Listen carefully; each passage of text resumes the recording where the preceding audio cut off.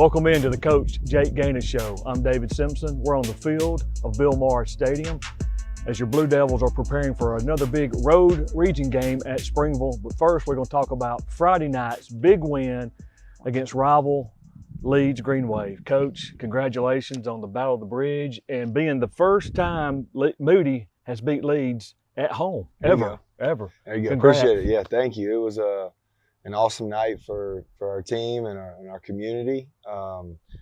The fan support we knew, has been awesome since day one, but I know this was one that our people really wanted. I was told many times throughout the week and throughout the years from our people, and so I'm really glad we were able to get that done for them and, give them a year of bragging rights. I saw Bill Morris told me he sent you a text earlier in the week and said, "This is the game," in big letters. He showed that during halftime, but it was for a lot of fans that grew up in Leeds, went to school at Leeds, and now over here at Moody. It was a great win for you. So congratulations. The first half, offensively, I don't know if that was obviously was part of your game plan, but man, did y'all just start clicking on all cylinders, offensive wise? Yeah, and I think I think we've been really close to that for a while. I think our offense has been slowly trending up ever since I would say Jacksonville there were signs, and then St. Clair there were even more signs, and then even Helena you go throw for 350 and then I think every week we've gotten better on that side of the ball, and that's a testament to those coaches and those players. Just we knew offense is always late to the party. That's just how it is in football, and it's just when can you find that rhythm and that timing and develop that chemistry with live reps and live action, and that's something that I think we're starting to click. We had the ball the first 6 possessions. We had the ball. We scored 5 touchdowns and a field goal, and then even the 7th possession. We get a really good gain on first down. They call a hold, so it sets us back to 1st and 20. We ended up punting right there. That was our only punt. Or actually, it was our first punt. And then the next drive, which was on the last drive, we had the ball. There was a miscommunication between me and Charlie, and that was my fault 100%, which is why we did not convert that, because we would have got that first right there and probably been able to milk the clock. So.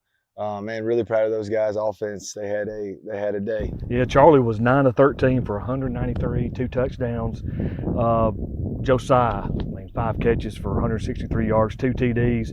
Bravis ran for 75 on 13 carries, and LeCameron 6 carries for 138 with a TD. And I'm gonna throw Charlie in there. 7 carries for 29 yards and a TD. So the bus and the beast was on Friday night.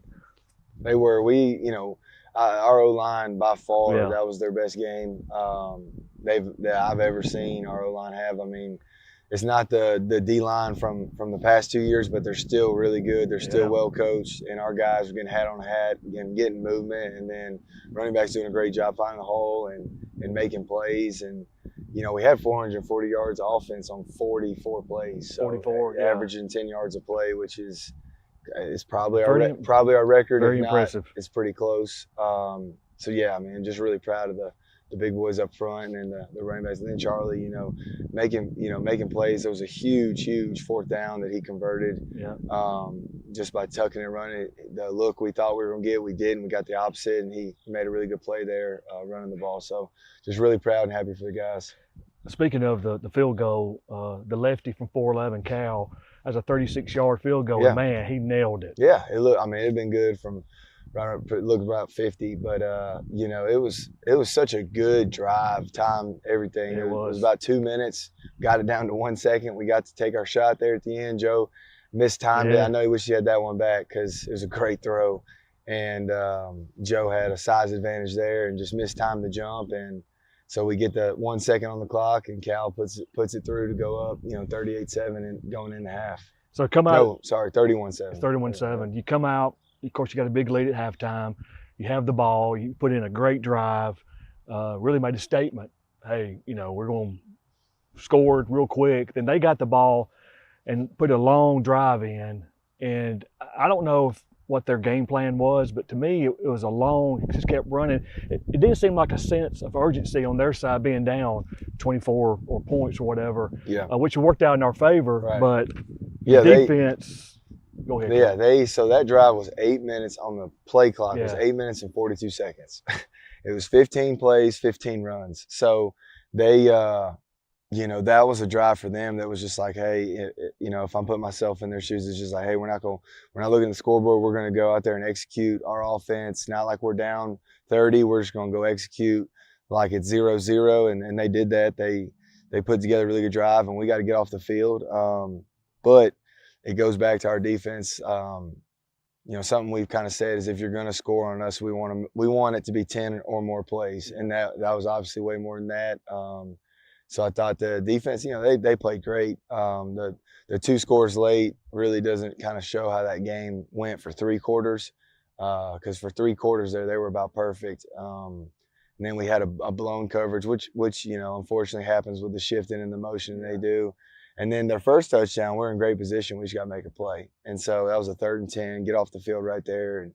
But again, another game, defense got better, going to continue to grow, and really proud of them. And that quarterback and the offense they run is really good.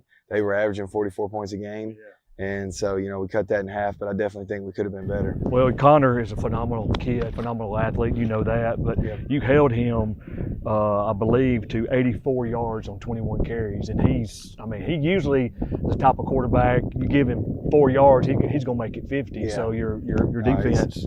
He's special. He runs behind. He's just a really good player. And there were certain runs, you go back and watch on tape, that they should have been 3-yard gains, but were 5. So there's that hidden yardage of 1 to 2 where he's falling forward every time. He does a good job of that. And so that's what, where if you go back and really dissect the defensive tape, we were not in 3rd down very much. It was 1st and 10, 2nd and 6, 1st and 10, 1st and 10, 2nd and 4, 1st and 10. So they were able to convert on a lot of second and medium and shorts, which is, good on them. But for us, we got to get them in more passing situations. Coach, on the 3rd quarter, when they kicked off, and I'm not going to go into too detail with it, but it seemed like when they had the personal fouls there, and one kid unfortunately got ejected, and it seemed like the momentum here kind of got let out. We thought that as a broadcast team, the fans kind of got quiet.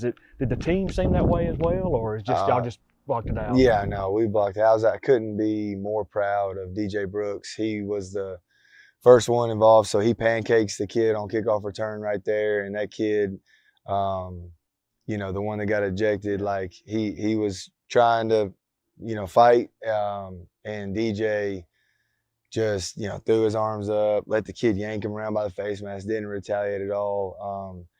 Actually got when we talked to the white hat about the situation, there should not have been a personal foul. They didn't mean to apparently call it on us because there was no retaliation. They missed that one, but I'm just really proud. And then, I went back and watched it on every copy we had. Our sideline stayed controlled. They didn't run on the field. Coaches did a good job of handling that. The coaches that were out on the field, like with myself, we were able to separate our kids, get them away from the issue. But no, the first play right there was the holding, because that was a big gain. We gave him a speed sweep, and it'd have been 2nd and 1. Yeah. And it goes to 1st and 20. So that's really what I think killed the momentum right there, was that holding call coming off that deal. But yeah, unfortunate deal. I know emotions were high. It was a great game. They're well coached, and they got great kids just like we do. So, but it happens. It's football, and it's emotional, it's passion, and sometimes it comes out in the wrong way. But it's all good on our end. So, one question about when you do get ejected from a game, or you have to sit out first. Is it like college, or are you eligible for the next game? You're eligible if it's your first offense. You take a sportsmanship course. On NFHS, you take a sportsmanship course, captain's course, and once you do that, you pay a fine, and then you're able. But if it's your second suspension, second ejection, then there's suspension, there's time included, and it's based on percentages of what part of your season you're in.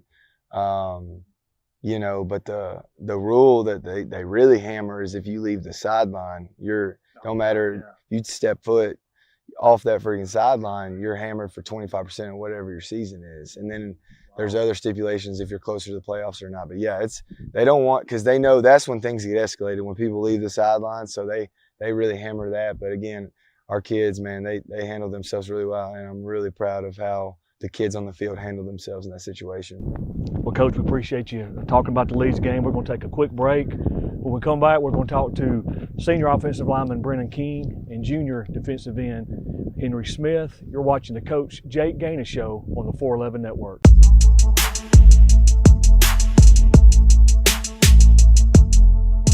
Welcome back into the Coach Jake Gaines Show. Joining me now is junior defensive end Henry Smith. Henry, I know this was a big win for you. So what do you think about your first Battle of the Bridge game against Leeds? It was live. That's the right word for it. It was probably one of the loudest games I played in. To be honest, like everywhere, air horns, all that. I enjoyed the environment. It was a big game. Yes, sir. You had a great game. I believe you had, on the year, you've had 46 tackles.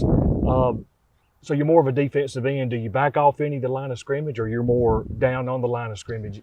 Kind of explain some of the plays you have to run. I'm more of a down on the line type of guy. Like, I can play anywhere on the D line, like interior, defensive end, any of that. And if like made me walk down as like a bug linebacker, I could do that too.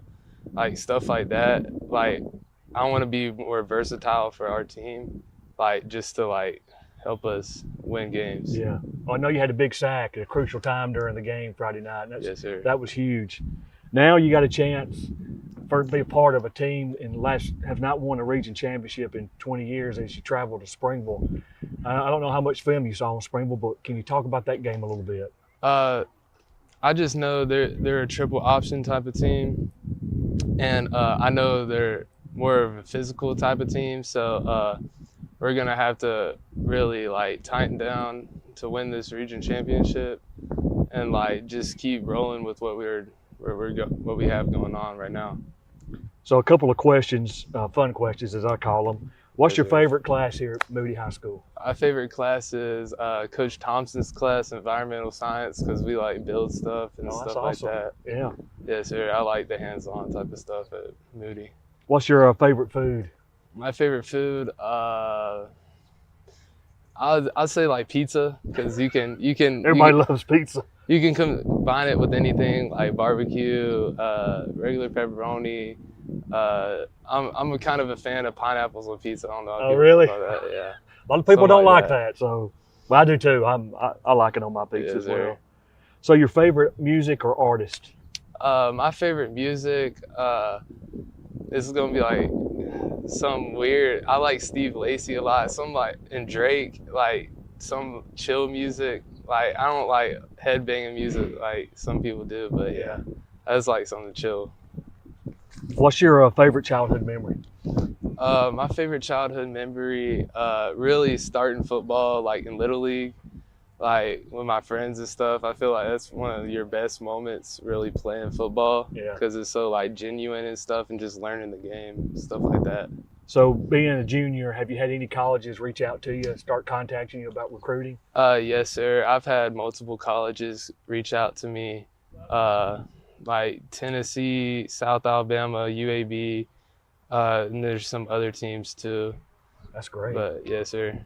So what's the plan after football's over, college is over? What's the plan? I want for to go. Henry? I want to go into finance.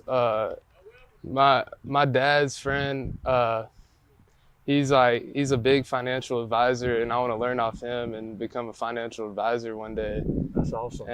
and learn it in college and stuff like that as like a backup plan. That's great. Well, Henry, enjoy talking to you today. Look forward to the big game Friday night. Praying for a good, healthy game, and we've got 2 big games left, and then we move on to the next round, getting close to the dance. So, good luck Friday night against Springville. Yes, sir. Excited. Thank you.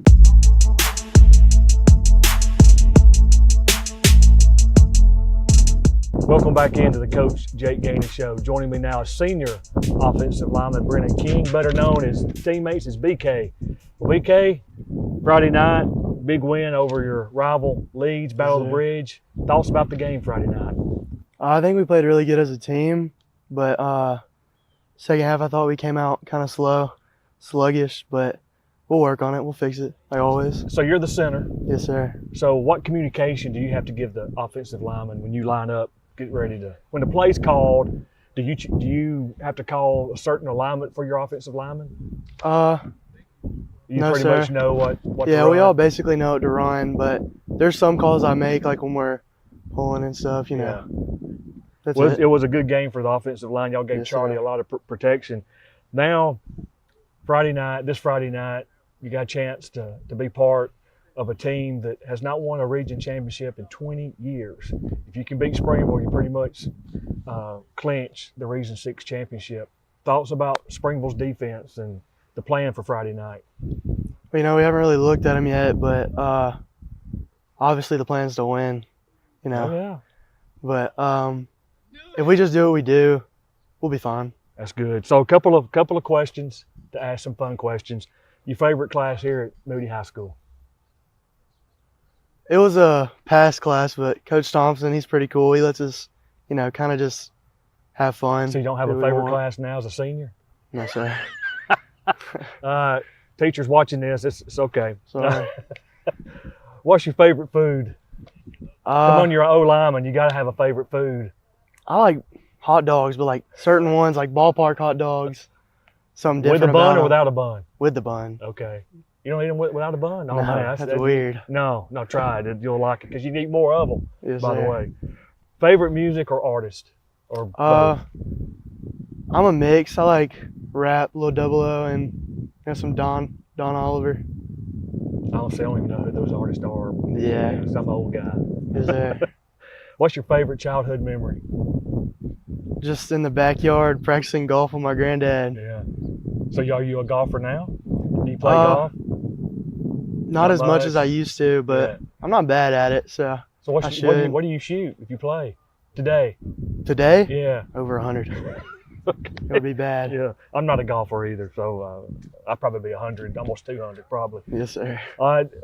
Any colleges looking at you? Any recruiters knocking on your door? Or Not that I calling you know in? of. Okay. So what's the plans for the future when you're done? I want to get into house retailing. That sounds fun to me. Okay. Like have your own show maybe one day on one of them home Yeah. networks. Yeah. BK's remodeling. Something So like there that. you go, right there. You got that. Well, look, man, good talking to you today. Yes, sir. Congratulations again on that big win Friday night, and look Thank forward to a good game.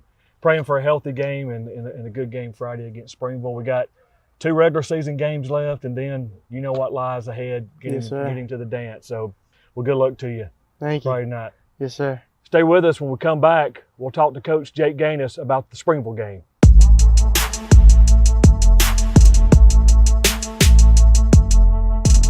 Welcome back in to the Coach Jake Gaines Show. Coach, this week preparing for Springville Tigers on the road, but you have a chance to do something that hasn't been done in 20 years, and that's to get a region championship under your belt. Yeah, absolutely. You know, that's something, you know, we talk about. It's not an end goal, but to get to your end goal, we talk about it's okay to want to take, you know, an easier path. You don't want to go on the road in the first round, right? You want to host as many games as you can. And this year, Region 6, Seed 1 sits on top of the entire bracket. So if there's ever a question of, okay, equal travel, so who gets the home game or this or that, basically you want to be in the spot we can be in after Friday so that you can maintain home field advantage for as long as you can in the playoffs. So it's a big deal. It's also, you know, an in-county game, which, you know, it brings a little extra juice to it. A lot of history, a lot of similar to the Leeds, Odenville deal where there's just a lot of ties with the communities. And so definitely an exciting game for sure. They run an offense, I believe it's the Air Force offense, I believe. Is that hard to scheme, or is it just I'm going to stay with my base and No, yeah. stop 'em? So they're a triple option. So all the military service academies run it. But yeah, I mean you definitely have to scheme it. You can't run your normal stuff because they do a really good job. So you got to stop, dive, quarterback, then get to the pitch. And so, you know, fortunately for us, you know, we seen them last year run it, and then we went up to Scottsboro and had a really, really good game that's plan right. for them. And they were the #1 offense in the state running that thing. So they were really, Wow. really good. Fortunately for me, and really I hated it, but we had to play Georgia Tech my senior year at Georgia. And It's so a big rival for you. we would spend 10 minutes a week, every week, regardless of playing Alabama, Auburn, whoever, on Georgia Tech because it's such a different offense that if you don't spend some time on in the off season or during the season, you just wait till game week to do it, you're in trouble. So I feel like we had a great plan in 2015 for that, and we've been able to take some of that stuff, and we kind of split it up, ran half for Springville, half for Scottsboro, and it worked out pretty well for us. And so this year in the playoffs, I'm not anticipating seeing any triple options, so we'll have the full arsenal for Friday of how to stop the triple. And so I enjoy it as a defense guy. I like it because it's fun, it's different. You got to be disciplined. Well, that's what I was going to ask you. Oh yeah, everybody's got to do their job. Is it more a linebacker's got to watch this particular player? Or yeah, so we'll have a dedicated amount to stop dive, a dedicated amount to stop quarterback, and then we'll always finish on pitch. But if you're gonna play this kind of style offense, you better be willing to get to pitch, because we're gonna stop. You got to stop the first two. And so, when you play a triple team, you want the ball to get to pitch, because the more times it gets to pitch, the less successful they are statistically. That's just kind of. I know they don't throw it a lot out of there. I don't believe. Not much. They've got a big kid. Came out. He's a basketball player. Big 6'5", 6'6" receivers playing this year. They'll throw him give him some targets. But besides that, it's your traditional run, and then play action, over the top kind of thing. So everybody's got to do their job. Everybody's got to be disciplined. But again, these are the weeks defensively I look forward to, because if you're a well-coached team, which we are, it should be pretty fun. Yeah, we're looking forward to it. One quick question: is everybody healthy for this week? I know this was a physical game. Friday night. Yeah, we are. We're all healthy. Again, shout out, we've talked to before, Cam Willis and Colby Brooks. Those two, our strength conditioning, and then Colby's our do-it-all from, physical therapy to stuff outside the gym. And then he works with our kids that are banged up every day, 6 a.m. post-practice. And we're full go. We got everybody's going. We got some dings and bruises, but that's expected. It's week, it's game 8 for us, and we've been physical too, and so, but yeah, we're all good. Well, Coach, I appreciate your time today. Looking forward to this week. All right, Moody family, here's the challenge. We need you to travel up to Springville.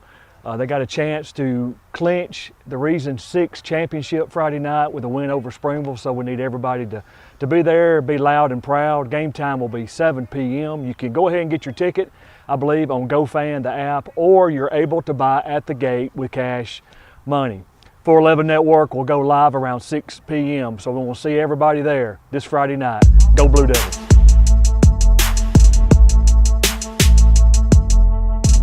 Excellent care for your trees starts and ends with us. Backed by a 15-year history of integrity and safety, we're dedicated to preserving the health of your trees while ensuring the safety of your home.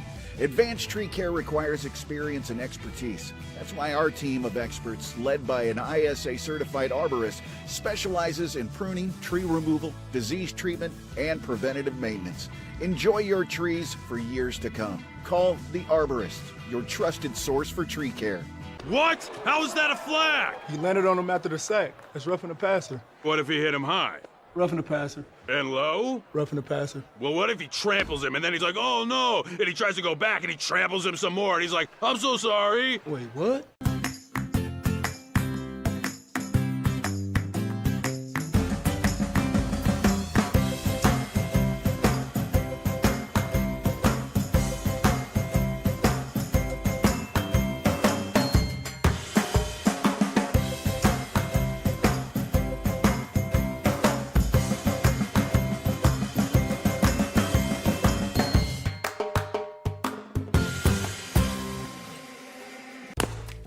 Are you looking to purchase a property? We can help with that. Looking to buy land or investment property? We can help with that. Looking to list your property? We can help with that. We are Exit Realty Crossroads, and we are here to help people buy and sell real estate in the central Alabama area.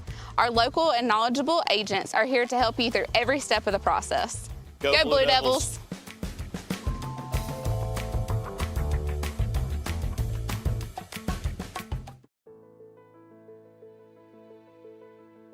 This is Senator Lance Bell. I want to thank you for the opportunity to represent you in Montgomery. I am so excited about this time of year as we watch our cheerleaders, our football teams, and our band as they perform on the field. And parents, I'm not forgetting about you. That's what's great about Alabama. I'm Senator Lance Bell. Thank you for the privilege to serve you in Montgomery.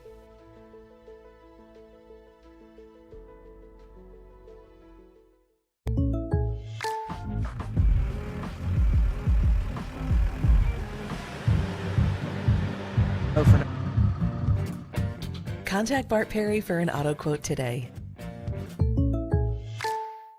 What? How is that a flag? He landed on him after the sack. That's roughing the passer. What if he hit him high? Roughing the passer. And low? Roughing the passer. Well, what if he tramples him and then he's like, oh no, and he tries to go back and he tramples him some more and he's like, I'm so sorry. Wait, what? Because I'm going to say the line about if you're in the visitors crowd, we'll treat you just as nice as if you're on the Blue Devil side. Yeah.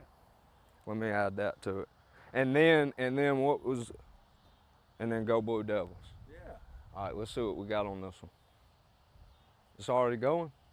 Play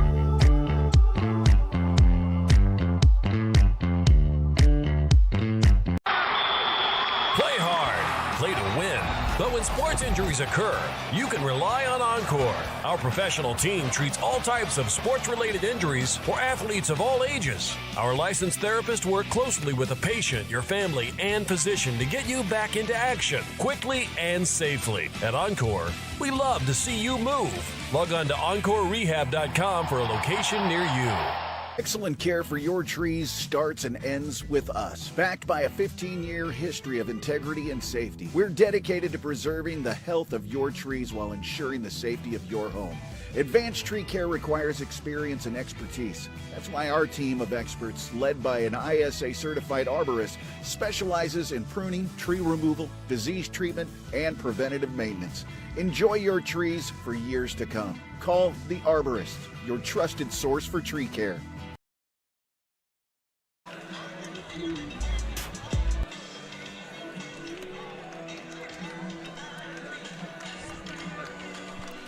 In 2004, the President of the United States was George W. Bush. The average price of gas was $1.92. The price of a dozen eggs was $1.34. Milk cost $3.16. The median sales price for an existing single-family home was around $195,000 US.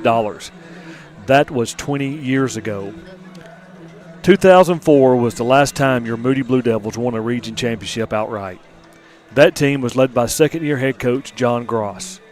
Tonight, your Moody Blue Devils could clinch their first region championship in 20 years.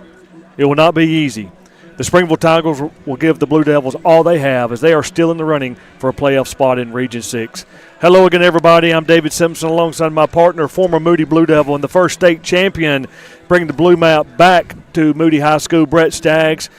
And the big man on the sideline, Willie Strickland. We welcome you to Bagley Harris Stadium here on the campus of Springville High School and to the 411 Network. I also want to give a shout-out to Eric Parsons, our producer and engineer, and our 411 director, Ashton Cook, who is under the weather tonight, not be able to be here for the game, but I know she's watching on the 411 Network. Well, at least she better be.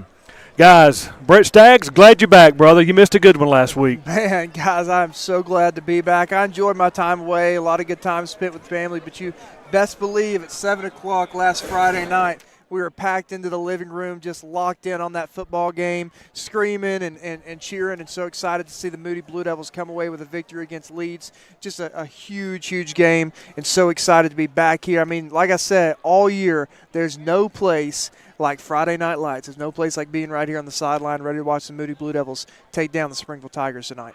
And tonight it is a little chilly, a little crisp in the air. What about it, Willie, down there on the field? Now, one thing you guys are going to learn about me. I love the workout. I love to work out in the heat. I am not a fan of the cold. But like me and Dave were talking about earlier, if you're playing football late in the season and it's cold, it's playoff football. That's right. That warms you up right there. I love it.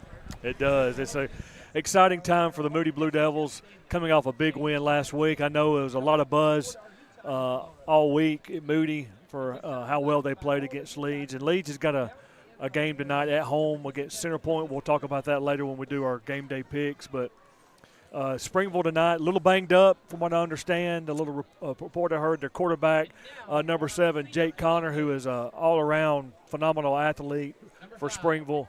He is out this week with, I think he has shoulder surgery this week, and he'll be out for the rest of the season, but we wish him the best. They'll be starting a freshman quarterback. We don't know who that is, but going against this defense, Brett Staggs, is going to be kind of tough. I mean, I say it over and over and over and over again. This Moody Blue Devil defense is one of the nastiest defenses I've ever seen in high school football. And you start naming the people that are starting on that field, naming the people that are coming in. I mean, it starts to get a little monotonous talking about who can be on that defensive line. These guys are nasty, and you know what I love about that? The old saying, defense wins championships. That's right. And y'all just saw me fist bump. That was Charlie Johnston's dad, Steven. Big fan of the 411 Network. And up there right behind Brett there, you see on the phone, is Brody McCutcheon's granddad. He's a former high school coach. Actually coached, he was telling us, at Asheville High School for a long time. So he watches also on the 411 Network when he's not able to come to the games. So we appreciate everybody watching on the 411 Network tonight. And also we're going to try something new on the photos. So I did ask you to send the photos in to an email address. If you're on Facebook or YouTube, if you just post your picture to those comments, and it'll tell us who you are and where you're from. Then Eric has a better, quicker way of putting them up on the screen. Last week and the week before, when he was getting them in from the email address, I was looking at him, and he's over there frantically working, trying to get them and doing all the other stuff, trying to keep us on the air and making sure everybody's mic's on and when to mute and when the camera angle. So, as we said, Eric is the man behind the curtain and makes this run smoothly. Also, we also had My 68 was at the Bill last week, and they were actually wanted us to use one of their cameras, and we were using one of their cameras last week. But a lot of media at the Bill, great atmosphere, great gate for the Moody High School. That's the kind of games when you're playing high school sports you want, because the gate money goes to the school. It just doesn't go to the athletic program. It helps the whole school out as a whole. But we're excited tonight, and they're recognizing some seniors from Springville. Springville is having their senior night tonight, so there's a good shot of the stadium.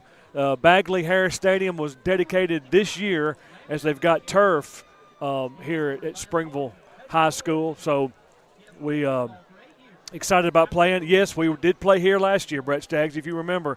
And a lot of people are saying, well, why are we playing again? Well, the new region.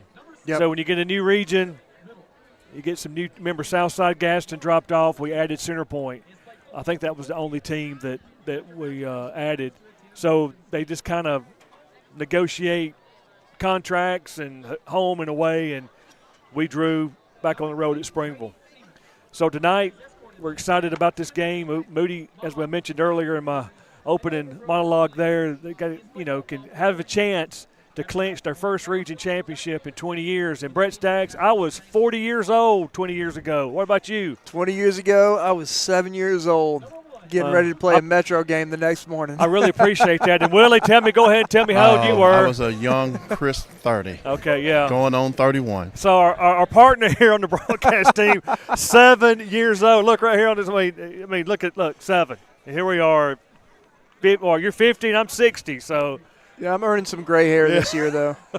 That's gray's better than not having any, because it does get cold. And by the way, there is my family, my kids, my 2 daughters, Haley and Taylor, are put out there on social media worrying about me tonight. Said, please pray for my dad. He's okay, but his head his head may get cold tonight because he's bald. So I'll keep them updated tonight. That so far everything's good. It's warm, but Brother Willie down there, he's already prepared. Hey, I don't play around. I already had it packed, and as soon as the sun went behind the trees, it was time. So here I am.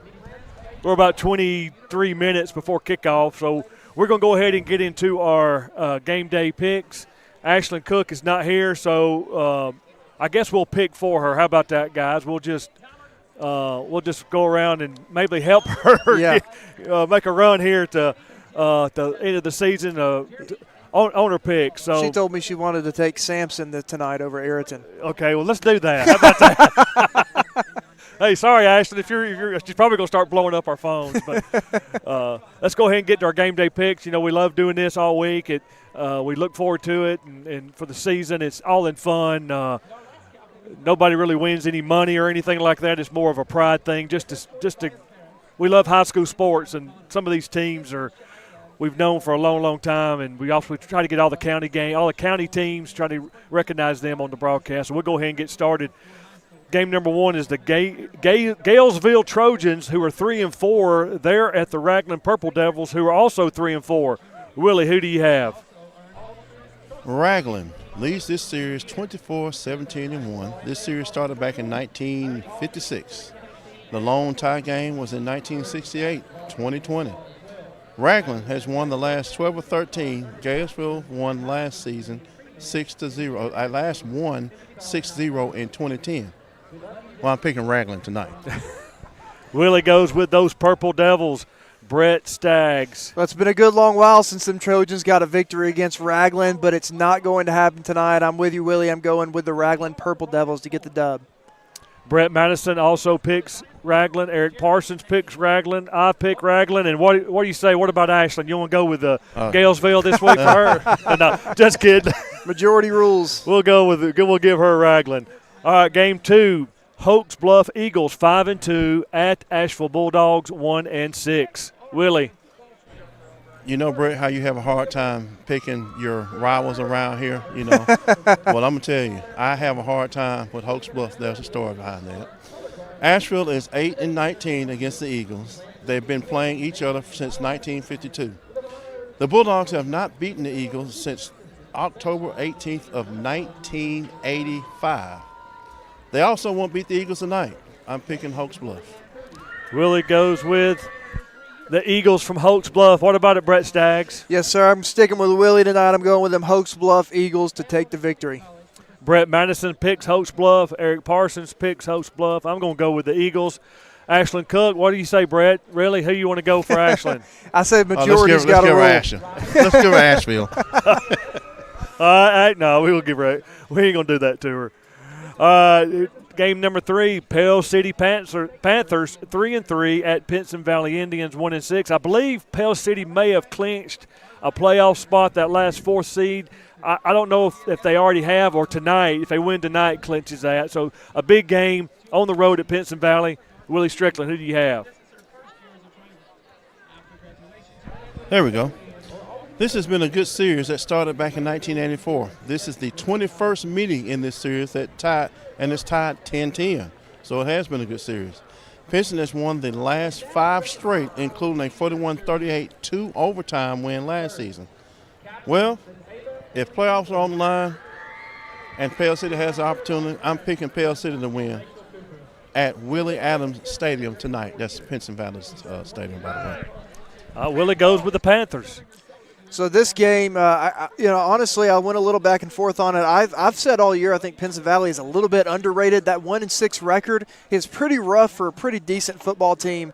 But in the end, after doing some research, man, Pell City's been busting me up all year. So I'm going with the Pell City Panthers to get the win tonight with the playoffs on the line. I know how you feel, brother. Brett Madison picks Pinson Valley. Eric Parsons picks Pinson Valley. I'm going to go with Pell City as well. All right, what about we got a mixture here for Pinson Valley and Pell City. Who are we going to let Ashland pick? I say that we got to go with majority rules and give her whoever the majority picks. That's Pell City. Yep. All right, Donahoe Falcons 2-5 at Victory Christian Lions 4-2. Willie.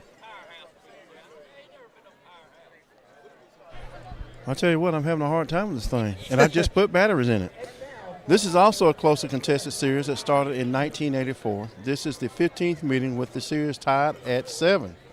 They have split the last 6 meetings. I'm picking Victory Christian to break the tie with a win tonight. Willie goes with Victory Christian. Brett Staggs. Yeah, this is the one that I went back and forth on. If you go and look at who they've played and who they've lost to and won against, very similar scores on both sides. But tonight, I'm going with Victory Christian to get the dub. I'm with you again, Willie. Brett Madison picks Victory Christian. Eric Parsons picks Victory Christian. I'm going with Victory Christian, and Ashland Cook's going with Donahoe. Just kidding. Victory Christian. All right, East Central Patriots 7-0 on the road at Evangel Christian Lightning, who are 7-2. That's what they had on Max Prep. So they played a little bit more ball than the Patriots. Yeah, they played a couple 11-man games. Oh, okay. That's 8 man, Gotcha. that they play in, but they played a couple 11-man games. So that was actually their 2 losses. I just thought about that. Okay, Willie, who you got? This is the 6th meeting with Evangel never losing to the Patriots. In fact, in 5 games, they've outscored East Central 265-39. None of the games have been close until today. I'm picking East Central, and I may just be going with my heart, but I'm picking East Central to get their first win in this series tonight.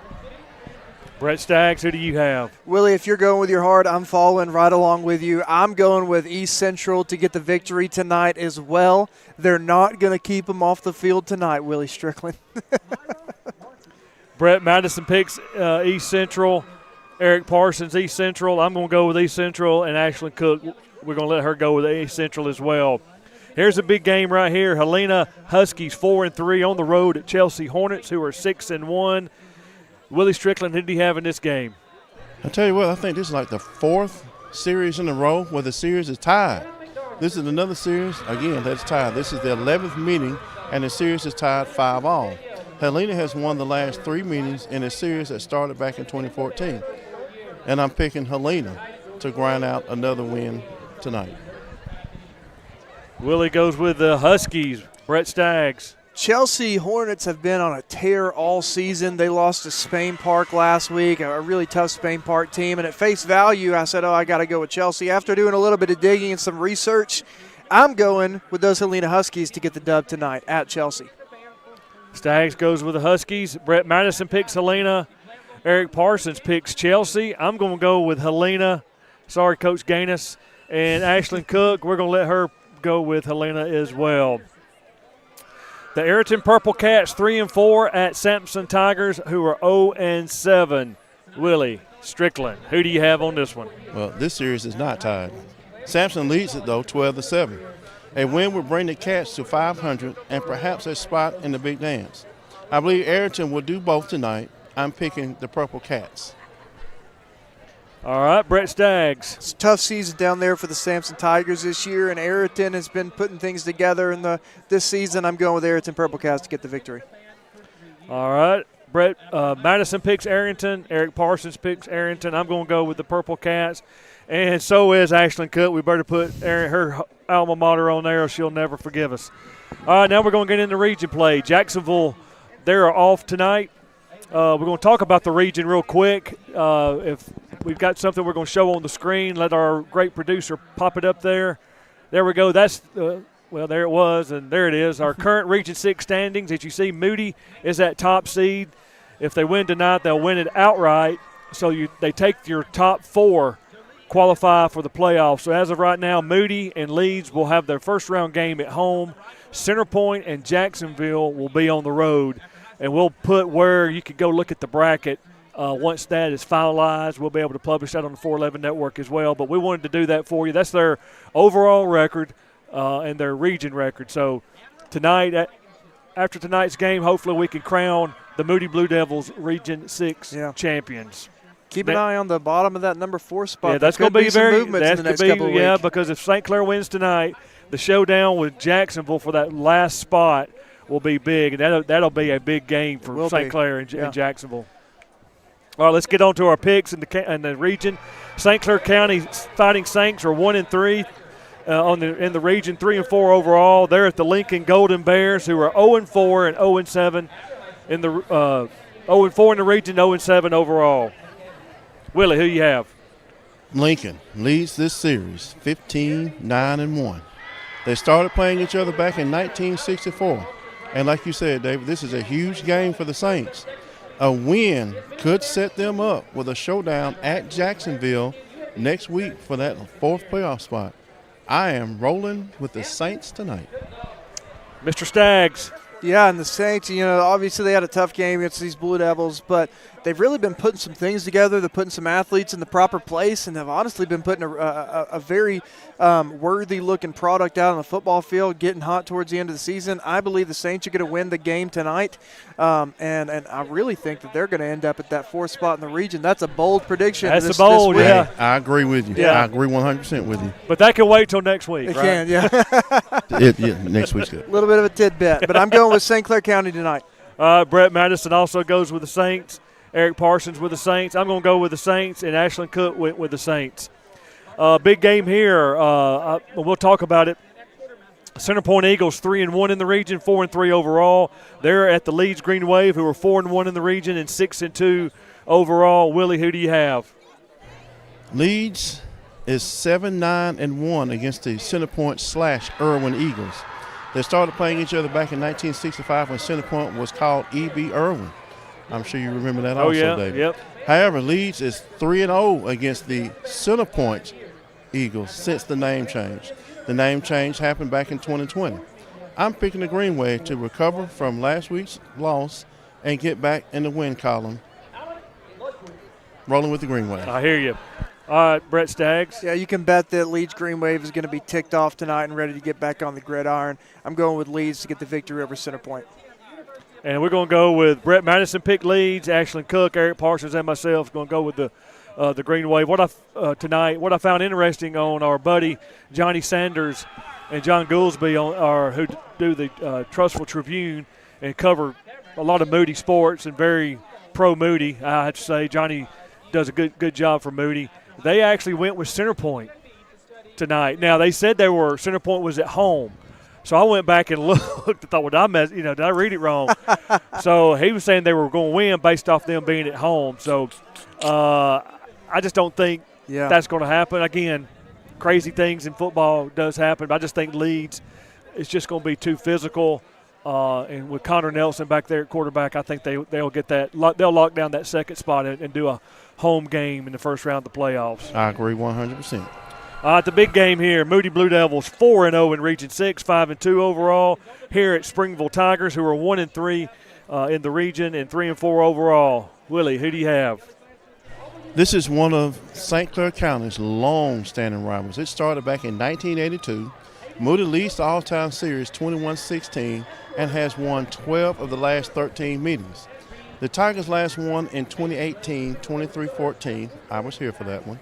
And Springville hasn't won at Moody since 2004.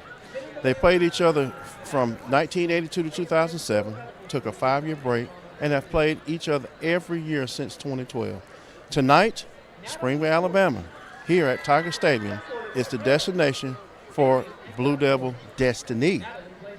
A Moody win would give them the outright region title for the first time since 2004. In fact, Moody has only won 3 region titles in its history, 87, 94, and 2004.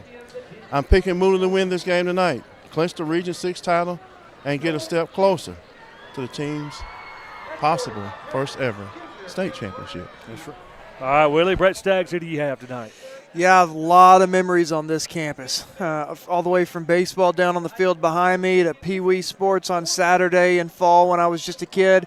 I played this team 4 times in my high school career, never lost once to them. My freshman year, we set what was at the time the record for the most points scored by a Moody offense in the history of the school my freshman year. We got hollered at for jumping up and down above the concession stand when that used to be the dressing room there. Yeah. A lot of memories here.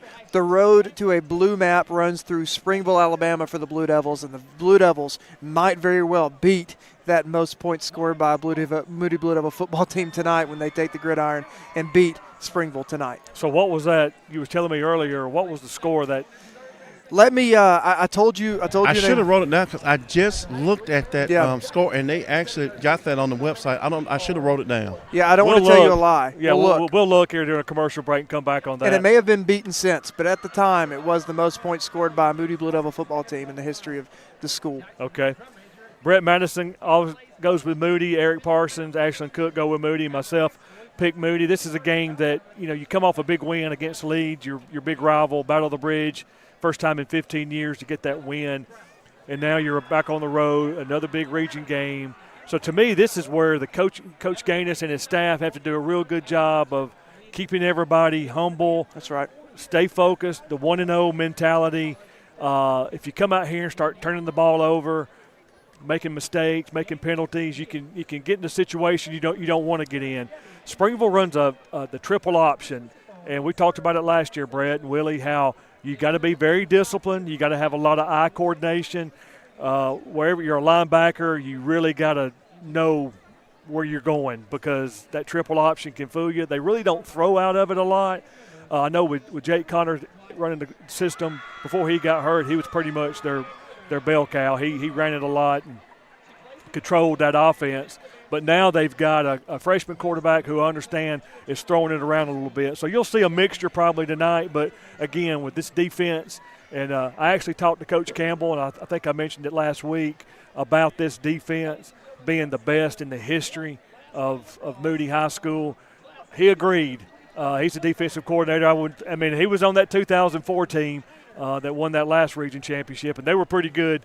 But tell you, all 11 guys and the depth of it just, to me, sets them apart of it. So we'll see tonight, making sure that Coach Gaines, I talked to Coach Gaines on the field before we started a broadcast and asked him how the week preparation, I always ask him how it was, and he said it was a good week. I don't think he's going to tell me it was a bad week, honestly, but, I've been up there. Willie, you've been up there. Brett, you've been up there during the week. Their practice are very organized. I don't think you have time to have a down, a down week or a bad week. But we'll see. We'll be here. We got about less than 7 minutes before kickoff. Again, we're going to look up that how many points scored against Springville Moody did here at our first break. But we're up in the stands tonight, and you'll hear a lot of people, as you can hear now, talking in the stands. Hopefully we won't have anybody having some bad language, but if they are, Mr. Staggs here, or we'll probably get Willie to come up here. Yeah, Willie's a very big dude. I can be an enforcer, but I'm not quite as big as Willie. We're going to pause for our national anthem.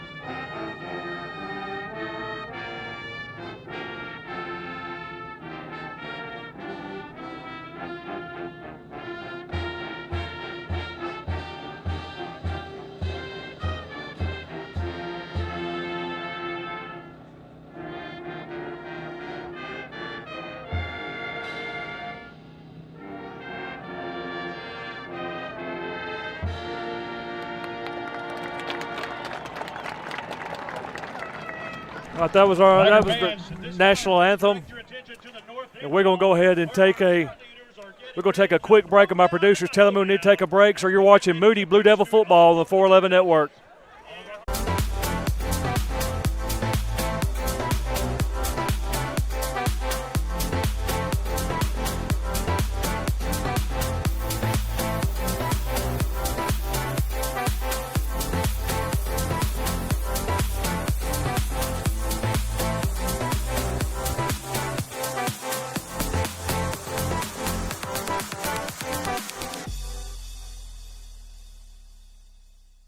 When roofing problems arise, homeowners only have one question: can you help me? And at Revolution Roofing, the answer is absolutely. And we'll help the right way. That means a free roofing evaluation, quality workmanship on the project, and open communication throughout the process. We're also licensed and insured and provide a lifetime warranty on all new roofing systems. Plus, Revolution Roofing is a local company. We live and work in this community, so we are always around. Contact us today for a free evaluation. Are you looking to purchase a property? We can help with that. Looking to buy land or investment property? We can help with that. Looking to list your property? We can help with that. We are Exit Realty Crossroads, and we are here to help people buy and sell real estate in the central Alabama area. Our local and knowledgeable agents are here to help you through every step of the process. Go Blue Devils.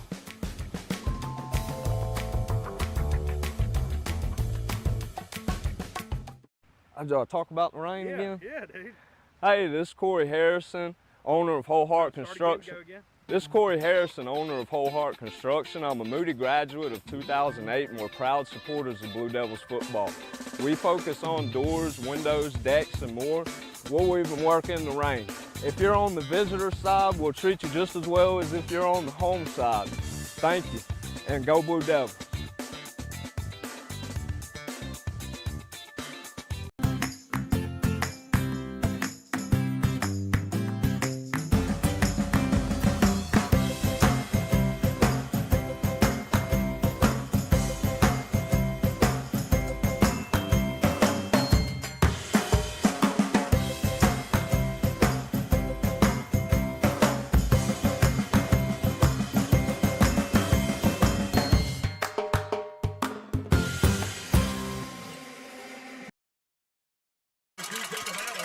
Welcome back to Bagley Harris Stadium as the captains for Moody on the field. Number 3, DJ Brooks. Number 5, Colin Baker.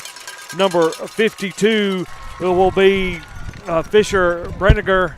And number 31 for your Blue Devils is Caleb Ragsdale. We're going to go down to Willie for the coin toss. Between the whistles, listen to me and my other fellow referees at all times. All right, Moody, y'all are the visiting team, so y'all have the call. That's going to be heads. That's going to be tails. That's heads. That's tails. What's your call? Heads. What did he say? Heads. All right. It is heads. What would y'all like to do? Defer. Defer. Moody won the toss and will defer, and, well, I guess I'm in pretty decent shape. I'm not out of breath after running from my car out here. Captains for Springville, looks like it was number 50, Talon Swallows. Let's see who else. Number 2 for the Tigers, Jacob Adams. I believe that may be Jake Connor, not in a jersey. So Springville will be receiving the kick. Trying to make sure I didn't miss anybody on the Springville side. I think they just had 3 out there. So we're waiting for the Blue Devils to run out on the field right under 1 minute. Again, we want to thank everybody for tuning into the 411 Network. If you are watching tonight and want to put a picture on the broadcast of you and your family and your fans watching on the 411 Network, just take a picture, save it to your phone, then upload it to when you go to comment on Facebook or YouTube, just add that picture, and it should tell us who is watching and where you're from. I don't know if Eric has any yet. He is waiting, so try that. Let's try that out and see how it works. A lot better than trying to send it through the email and him trying to download them, edit them real quick. He thinks this way is going to be a lot quicker. So if you can just send your photos, add it to the comments on Facebook or YouTube. And here come your Moody Blue Devils.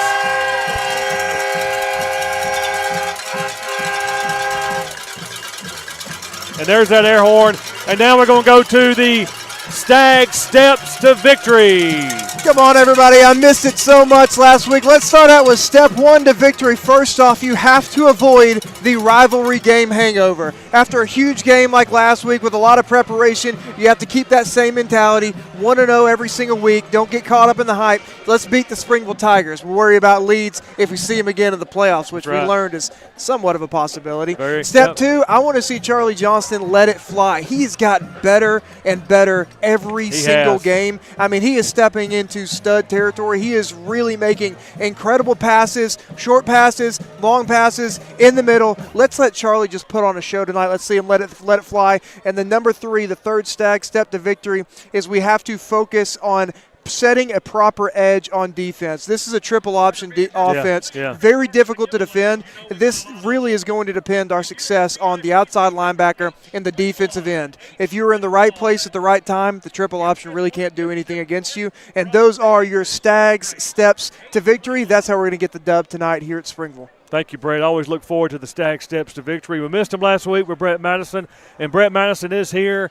He's walking down there on the track somewhere. We tried to wave to him, but he kind of snubbed us, so we have to give him a hard time when we see him. Man, so he did a great job last He did. week. Very good job. And very proud Moody Blue Devil alumni being able to call that game as Moody beat Leeds for the first time in 15 years. So teeing it up for your Blue Devils will be number 88. I call him the lefty from 411, Cal Overton, and he can boom it. And back to return for Springville.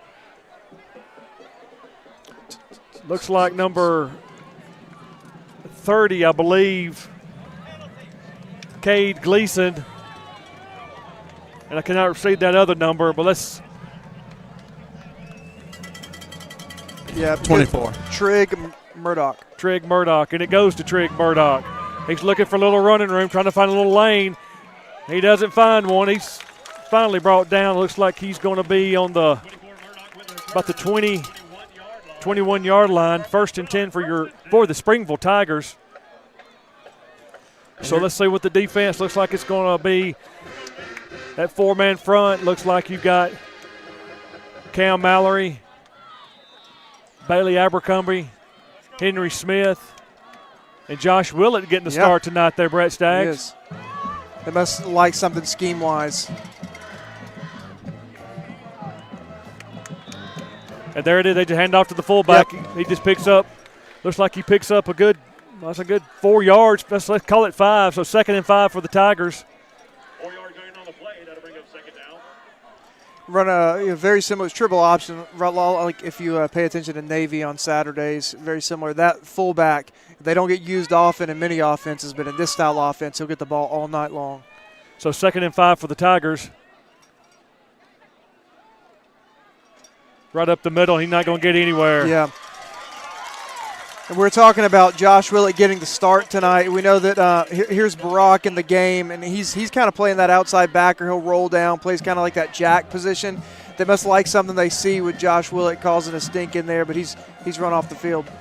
So it looks like number 7 is the quarterback. We have that as Jake Connor, so I don't know if he is actually playing or if that's the freshman wearing his jersey. So we'll try to find that out.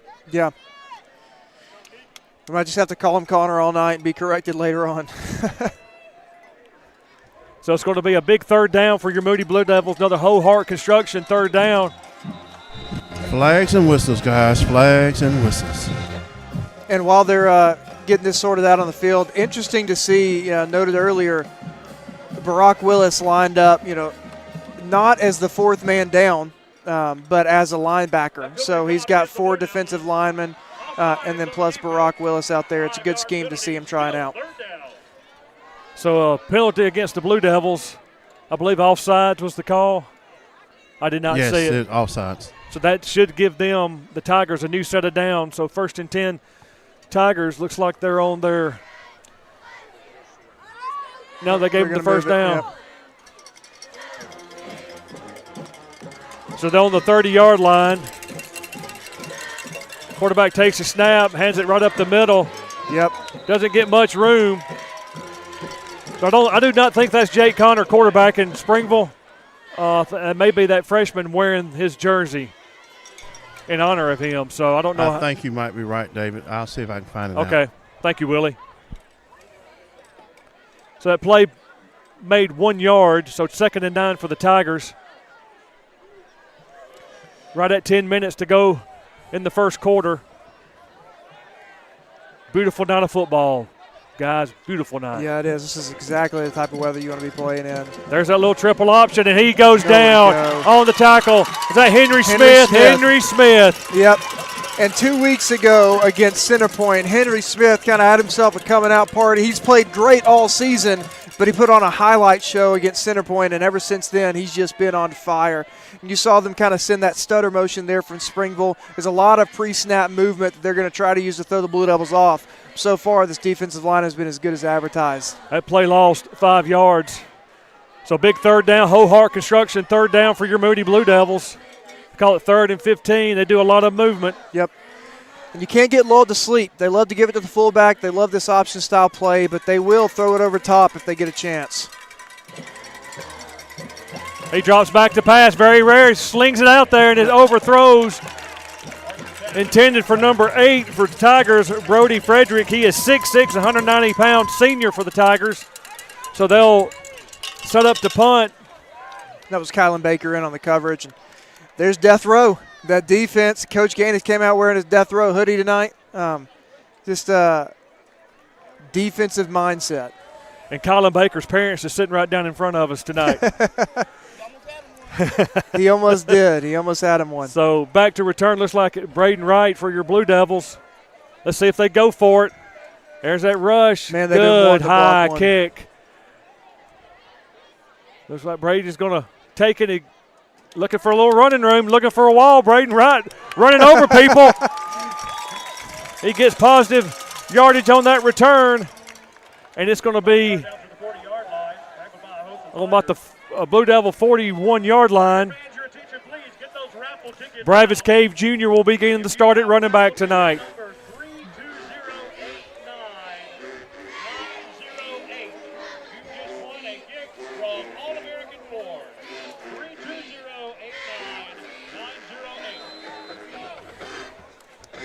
First and 10, Blue Devils.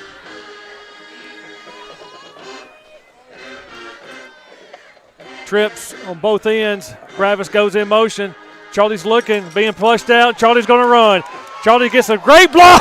Charlie Johnson, great block on the end by Josiah Dozier. He picks up about 16 yards. You love to see that. Here's the replay. You're going to see this. You're going to say, what's a great block about this? What's a great block? Because there's no laundry on the field. Josiah does the job, stops the man, but he doesn't get an unnecessary roughness or targeting call, which has become much more common than it was last time we won our region championship 20 years ago. That's true.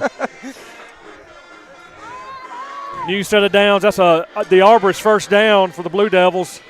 Josiah Dozier goes in motion. Charlie takes a snap. He looks. He fires over there. Oh! Goodness. Dangerous pass, and that would be a game changer for Springville. Number 9 for the Tigers. Seth Jones saw nothing but green grass in front of him. He's been watching film, don't you think? Yep, I believe so. So Charlie's first pass goes incomplete. 2nd and 10 for the Blue Devils, and they're telling me, Eric on Facebook, they're not allowed to. He tells me now, he gives me thumbs up. Sorry, folks, for that little technical difficulty there, but you should be able to post your pictures here shortly. So 2nd and 10 for the Blue Devils. Charlie takes a snap. Bravis Cave Jr. goes around left end. There's Bravis Cave Jr. Bravis Cave Jr. picks up about 13, 14 yards on that carry.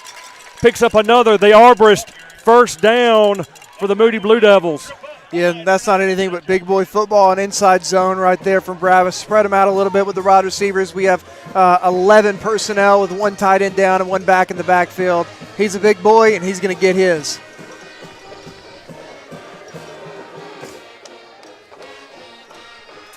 First and 10, Moody. Looks like on the 30-yard line. Elijah Rutledge goes in motion. 2 tight end look. Charlie takes a snap. Bravis Cave looking for a little run room. Bravis Cave Jr. breaks a tackle. Bravis Cave Jr. still up, taking men with him. Bravis Cave Jr. He's down inside the 10-yard line. Huge Another play. First down. The Arborist first down for the Moody Blue Devils. And Bravis Cave picked up those yards in the backfield. You saw he was patient. He found his hole, and he hit it, broke a couple of tackles. He's going to carry some folks with him. It's going to take more than an arm tackle to bring Bravis down. Now we have a 2-back set. Bravis and LeCameron are in the game. First time I believe we've seen that this year. Just gives opposing coaches something to think about. Yeah, it sure does. It's a 20 personnel with 2 backs and no tight ends. So there's the bus and the beast in the backfield. Bravis Cave looking for a little running room. He stutter steps. He looks for another room, and it looks like there's a flag come out on that play. There is a penalty, so he's probably going to get holding on the Blue Devils. That's what I was about to say. I think we were holding over here on the end. Yeah, looks like it. It's a difficult play right there for Bravis. He wants to pick up some yards, but he just kept going east and west, and at some point on a play like that, you got to stick your foot in the ground and get upfield. Springville did a good job extending the line of scrimmage and just not allowing him any space. So it looks like holding against the Blue Devils. That'll be 10 yards from the spot of the foul. I believe it remains 2nd down, 2nd and goal for Moody. The ball's on the 20-yard line. So this is field goal opportunity as well because with Cal Overton's leg. This will actually make it first down after that call. That's right, first down. I'm sorry. Thank you, Brett. They just changed it. So 1st and 10. Keep the LaCameron same Meadows stutter steps, looks up the middle, breaks the tackle. LaCameron Meadows is still up. Still going. LaCameron. Oh, my goodness. Ran over his own man. LaCameron Meadows. And looks like number 55, J.B. Myers' helmet came off on that play. I think our man is hurt. And that's the confidence that you have. Let's see, is the trainers. Is it our man? Who is it? LaCameron? Number 9. That's Elijah Rutledge. Yeah, he's good. He got up. He's probably just, he's holding his stomach. Well, they took a shot from LaCameron. He took a good shot. You know, the Bravis and LaCameron are not. They're not. Yeah, they're not little boys. They're not exactly. Yeah, that's the word I was looking for. They're men. Yeah. You know, and that's the confidence this coaching staff has in these two running backs. You know, from the 20-yard line, you know, 1st and goal at the 20, we're going to hand it off and let him pick up some yards, and he sure did. Same backfield. Bravis, the beast in the bus. Bravis and LaCameron. Charlie takes a snap. Charlie keeps it, just throws out there LaCameron. Oh, he runs over a man. LaCameron Meadows takes it, and he's in. Touchdown, Blue Devils. Wow. I mean, that's nothing but a backyard football play right there. Let's fake the handoff and get it out to our athlete and watch him be a grown man. You're not going to bring me down. It's going to take more than one. Sticks that ball out over the pylon. Touchdown, Moody Blue Devils. LaCameron Meadows shows him what he's all about. LaCameron Meadows is 200-pound running back. Here is Will Yates in to attempt that all-important extra point. Braden Wright will be your holder. Snap, place, kick. It's up, and it's good with 6 minutes and 26 seconds to go in the first quarter. Your Blue Devils strike first. We're going to take a quick break. You're watching Moody Blue Devil football on the 411 Network. Play hard, play to win. But when sports injuries occur, you can rely on Encore. Our professional team treats all types of sports-related injuries for athletes of all ages. Our licensed therapists work closely with the patient, your family, and physician to get you back into action quickly and safely. At Encore, we love to see you move. Log on to EncoreRehab.com for a location near you. Welcome back to Bagley Harris Stadium here on the campus of Springville High School. And if you're trying to post a picture on the comments, as we ask you to do through YouTube and Facebook, we're having some technical difficulties. We thought we got it worked out, but if you could just email those, I'm sorry to tell you, if you want to have your picture on the 411 broadcast, just email it to 411network@sccboe.org. And Eric will get those up for you. So sorry about all the confusion there, but we thought we had it fixed. So we're back here where Moody just took that drive and drove it down the field. Charlie Johnson's pass to LaCameron Meadows in for the score. Now the lefty from 411, Cal Overton, has it teed up.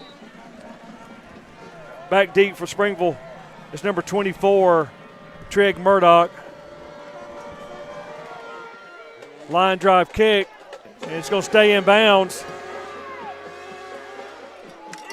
Number 30 on the return, Cade Gleason.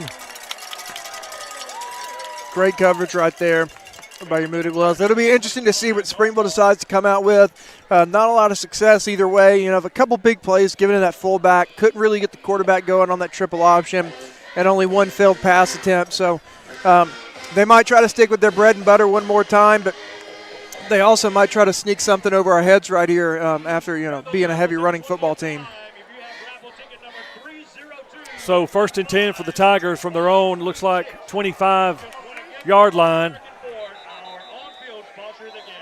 Flags and whistles, flags and whistles. I don't know if it's offside to Moody or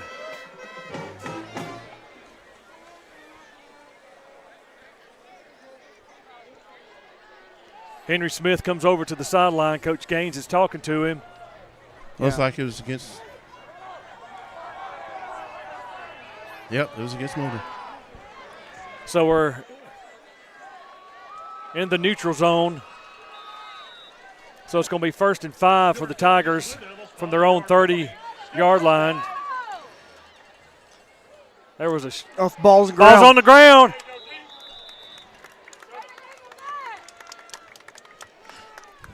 So again, number 7 on our roster shows to be Jake Connor. I do not believe that's him. If anybody's watching on the broadcast from Springville can let us know who that is on the roster, we'd appreciate it. Yeah, something we have not yet seen from the Blue Devils, but it's pretty common defense against the triple option. We had 5 men down on the line of scrimmage. Josh Willett, Simon Mole, Henry Smith, Bailey Abercrombie, and not to forget, there's that Cam toss. That's number 24. That's number 24, Trick Ball came Murdoch. out again. Ball came out, and they saying he was down. These Blue Devils are selling out against the run. Again, 5 men down on the line of scrimmage. It's going to be a long night for the Springville Tigers if they can't get something going through the air. Blue Devils are all but daring him to throw it right now. So they're going to give him 1 yard on that, so it's going to be 3rd and 9. This is another Whole Heart Construction 3rd down for your Moody Blue Devils.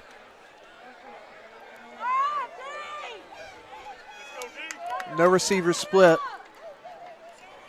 He drops back. He's The being waggle. pressured. Oh. The ball's light. No, the ball is not. He ruled it incomplete. Man, I thought Cam Mallory caught that in the air for just a moment. That was a big boy dream come true. So pass falls incomplete. Bring up 4th down, 4th and 9 for the Tigers, and they will punt it.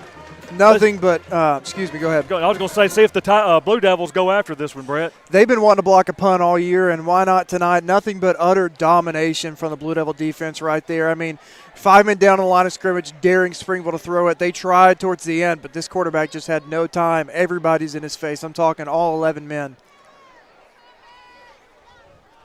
There's the snap. He shanked it. It's off here. They got us. Yep, they got it. Yep. That's Marshall Teofilo. So it looks like it's going to be a new set of downs. Was he blocked into him? Yeah, that's what we're hearing from the fans. Let's see what he calls. It may be a 5 yard. That's the risk you run when you're going after a ball. But, again, they've been wanting to block a punt all season. And it's a risky play. Or did he get part of it? I don't know.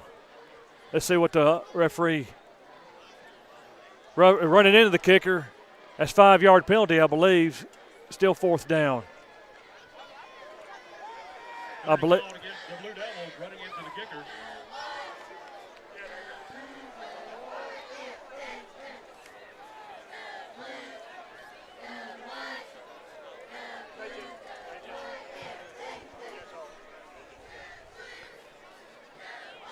So it's going to be 4th and 5.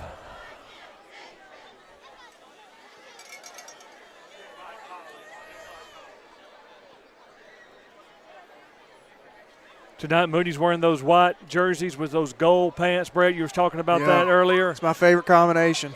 Springville is in pretty much all purple. Snap, low snap. They back off a little bit. Still not a good punt. And there's a penalty. I don't know if that's going to be – it's getting a little chippy out here now. Oh, yeah, here we go. There we go. So there's going to be offsetting penalties, I believe. I don't know. They may get Moody on both of these. I don't know how they could get Moody on that one right here by us, Brad, but I could be wrong. I may be conditioned by the season to believe the Blue Devils are going to get called every time there's laundry on the field. Again, folks, we're right here. And also add that we're on the road, too. So that's true. Again, we're in the stands, and you'll hear a lot of fans giving their opinion about the call. We're waiting for the call from the referee. They're huddled over, so it could be offsetting. I believe if it's offsetting penalties, they'll re-kick. Is that correct, Brad, or is it or the ball? That's a good question. I don't want to give you the wrong answer. Let's sit that one out till we hear from them. Holding against Moody. Personal foul against Springville. Personal foul against Moody. Those offset, so there's going to be holding. I think it's going to be Moody's ball. So the personal foul's offset. They had holding you know, some of it could be tonight being on the road, as Willie talked about, and Brett, what you talked about. You're not going to get all those calls tonight. No, you're not. So Blue Devils will start, it looks like, from their own 44-yard line, it looks like, 43-yard line. After the holding penalty. So you're showing trips down here at the bottom of your screen. Yeah. Braden Wright's up top by himself. Bravis Cave Jr. is your lone setback. First play of the game, Charlie looked to throw it deep before he tucked it and run it. He might try to go deep again. Charlie Johnson, that's what he's going to do. He's looking deep. He fires it over. Elijah Rutledge with the catch. He's got open field. He may be Elijah gone. Rutledge is gone. There's that speed. Elijah Rutledge, he's in. Give him 6, Breck Staggs. Touchdown, Blue Devils. And that play right there is a very hard pass to make. Charlie Johnson throwing the out route to the far side of the field. Here's the replay right here. It delivers an absolute dime. And when that young man gets the ball in space, nobody's going to touch him. Picked up some great blocks downfield from his receivers. Touchdown, Moody Blue Devils. Great execution. Pass, catch, block, and run. That's a thing of beauty now, that all-important extra point.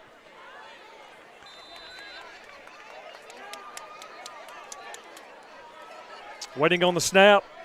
There it is, the place, the kick. It's a little low, but I believe it's good. And it is good. Oh, it barely scraped over it, but it got over. With 4 minutes and 26 seconds to go in the first quarter, your Blue Devils are on the board, 14-0. We'll take a quick break. You're watching Moody Blue Devil football on the 411 Network. What? How is that a flag? He landed on him after the sack. That's roughing the passer. What if he hit him high? Roughing the passer. And low? Roughing the passer. Well, what if he tramples him and then he's like, oh no, and he tries to go back and he tramples him some more and he's like, I'm so sorry. Wait, what? As a superintendent, anytime you're designing and building new facilities, they're thinking about how do we make sure that that school can function not only for today, but in 25 years to 50 years. I do know about running a school system, but I did not know a whole lot about construction. So Scout, just having them on board is just tremendous. Jay and Sloan both make you feel like you're part of the project and you're not an outsider. There would be no way that I would go into a project without them. Welcome back to the 411 Network. Moody 14, Springville 0. The quarterback for the Springville Tigers will be Brennan Archer. He is wearing number 7. That is Jake Connor's number. He is a freshman for the Springville Tigers. Back to return for the Tigers is number 30, Cade Gleason, and number 24, Trig Murdoch. There's that kick, deep kick. Gleason takes it. He's at the 10, looking for a little running room. He stutter steps, and there's another penalty flag coming down. That obviously cannot be against Moody. Hopefully it's going to be holding against Springville because that came out pretty quick.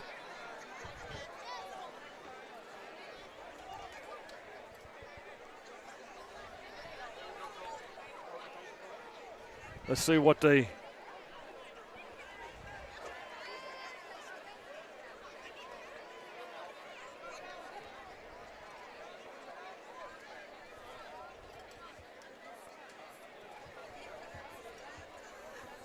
Waiting on the call from the referee. And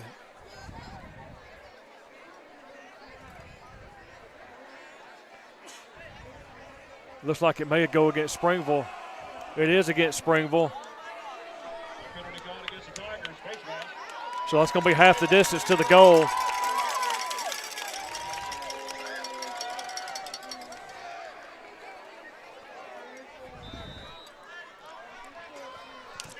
And again, the Moody Blue Devils.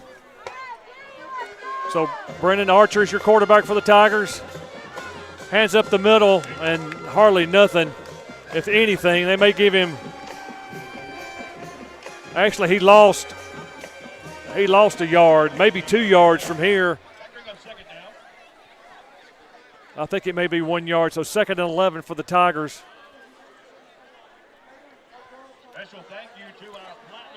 You're just not going to run up the middle, Brett Staggs. No, you're not.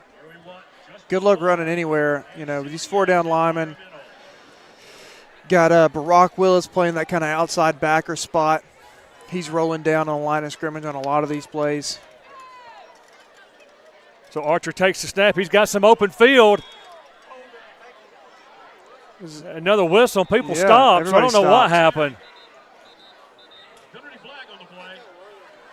So I don't know what happened Yeah. there because the Moody and Springville players all stopped. Everybody stopped. The official's kind of shaking his head. And Brennan confused. Archer kept running. He did. Which that's what you're supposed to do till you hear the whistle. But It's a late flag on the play as well. I cannot see the referee signal from where we are. Let's see. Here we go. Sidney Walton was dancing, so maybe it's in our favor. The referee's going back over to talk to Coach Clemens for the Tigers.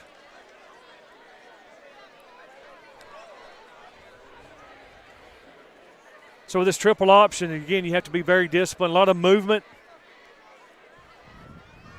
So let's see what the call is. Springville is backing up. He still is not. My goodness, has he ever done the call? I haven't seen it. So it must be a. Yes, holding. Just called holding. Okay, holding. So they're penalized half the distance to the goal. Willie, where's the ball? I cannot see where the ball is. I don't know if It is at the 5-yard line. So it's going to be like second and about, I'll say 15, 16 for the Tigers. Archer takes the snap. He's running back, and there's going to be he throws it deep out, and he throws it away. He was under a lot of pressure. Oh, they're calling safety. It must have been holding. If there was holding in the end zone, it will be a safety. I don't think it was. It may have been intentional. I don't think it was intentional. The coaching staff's calling for the safety, but the official is not. Okay. Gaines is looking for an explanation. He's just calling an incomplete pass. So. Okay. Instead of a clear intentional grounding call, there was a receiver somewhat in the area. That becomes a judgment call. So it's going to be third and about 16 for the Tigers. Two receivers split wide for the Springville Tigers. Archer takes it, hands up the middle, and there's nothing there. Yeah, that was a business decision. They'd rather punt it away than give up 2 points. So fourth down for the Springville Tigers. Utter domination by the Moody Blue Devil defense so far. So Braden Wright is about at the Springville 42-yard line. Again, I had a feeling a couple times last year. I've got a similar feeling tonight. I think the Blue Devils may not happen here, but I think the Blue Devils are coming away with a special teams touchdown tonight. Well, let's see if this happens. Kick. Decent kick. Is going to take a bounce. Braden's going to hand it right to Braden Wright. He's looking for a little runner up the sideline, and he goes out of bounds. Looks like Moody's going to be set up at the 40. It's like 43-yard line from here. Springville's 43-yard line. Special thank you to our sponsors, Faith Community Fellowship. Again, Charlie let it fly on the first play of the last down, got Elijah in some open space. Got a tight set here. Looks like they're probably going to hand it off to LeCameron and let him do something. Charlie Johnson's waiting on the snap. He takes the snap, and you're right. LeCameron Meadows off that left end, looking for a little run room, finds a little bit. Some great blocks. He spins, he breaks a tackle. He picks up about, I'm going to give him 6 yards, so it'll be 2nd and 4. J.B. Myers, and it looks like Caden Smith as well in on the blocks to spring some open space for LeCameron to make a great first down pickup. Again, 2nd and short to medium. Playbook is wide open. Charlie may sling it right here. 2nd and 4 for your Blue Devils. Huckabee moves over. Braden Wright goes in motion. Charlie takes the snap, hands off to LeCameron. Here he goes. There goes LeCameron Meadows. He's gone to the house. LeCameron Meadows. Oh, he's running out of bounds. It's about the, he looks like he's at the 2-yard line. Yep, 2-yard line. What a great offensive call right there for the Blue Devils, sending over Jackson Huckabee on motion late, confusing the Springville Tigers, then sending the wide receiver over as well. Just wide open space for LeCameron to have a huge run. Looks like they marked him out. 7-yard line. Looks like they marked him out at the 7-yard line. So 1st and goal for your Blue Devils. Charlie takes the snap. Charlie's running a little bit. Charlie Johnson's running the ball. Charlie Johnson's going to take it in. He runs over somebody. Out of bounds. He's out at the 1. He's out at the 1-yard line. Did you see him call that block mid-play? He did. He said, no, quit running your route. I want you to block that guy. I'm bringing this in, and he very well almost did.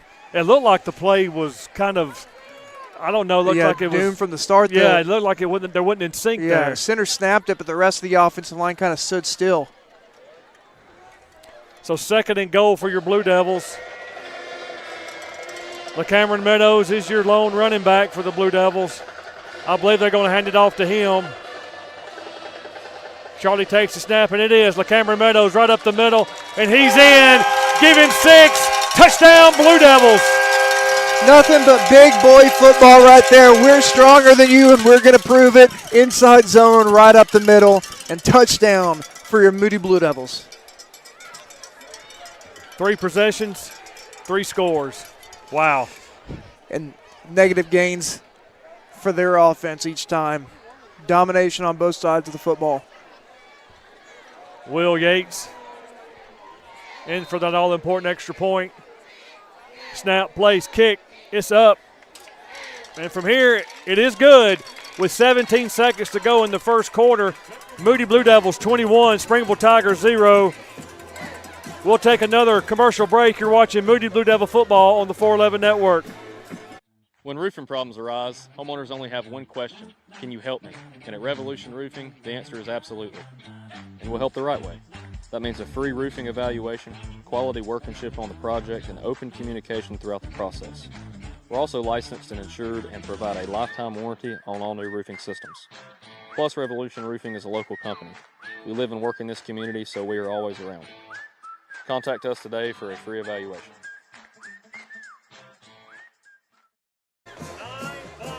Welcome back to Bagley Harris Stadium here on the campus of Springville High School.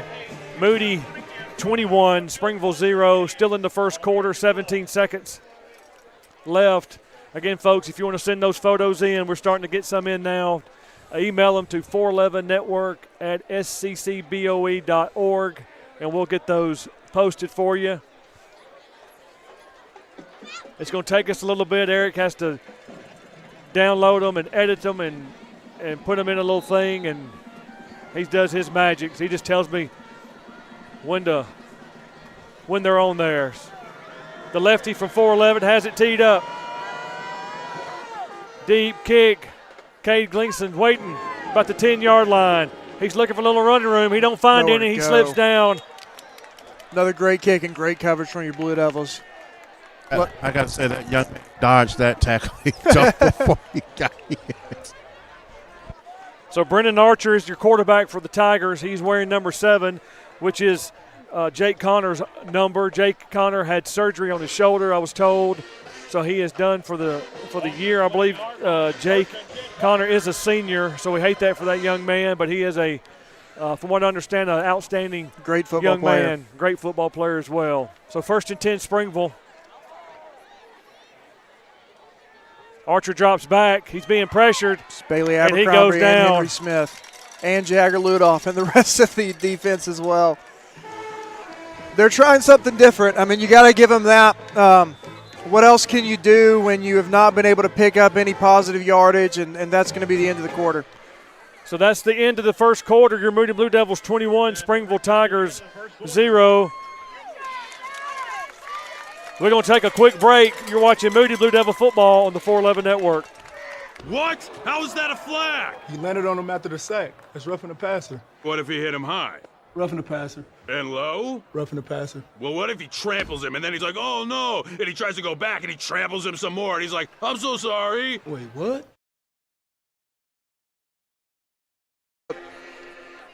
Welcome back to the 411 Network here at Bagley Harris Stadium on the campus of Springville High School. And Brett, you have some score updates. Yeah, Leeds is up 21-0.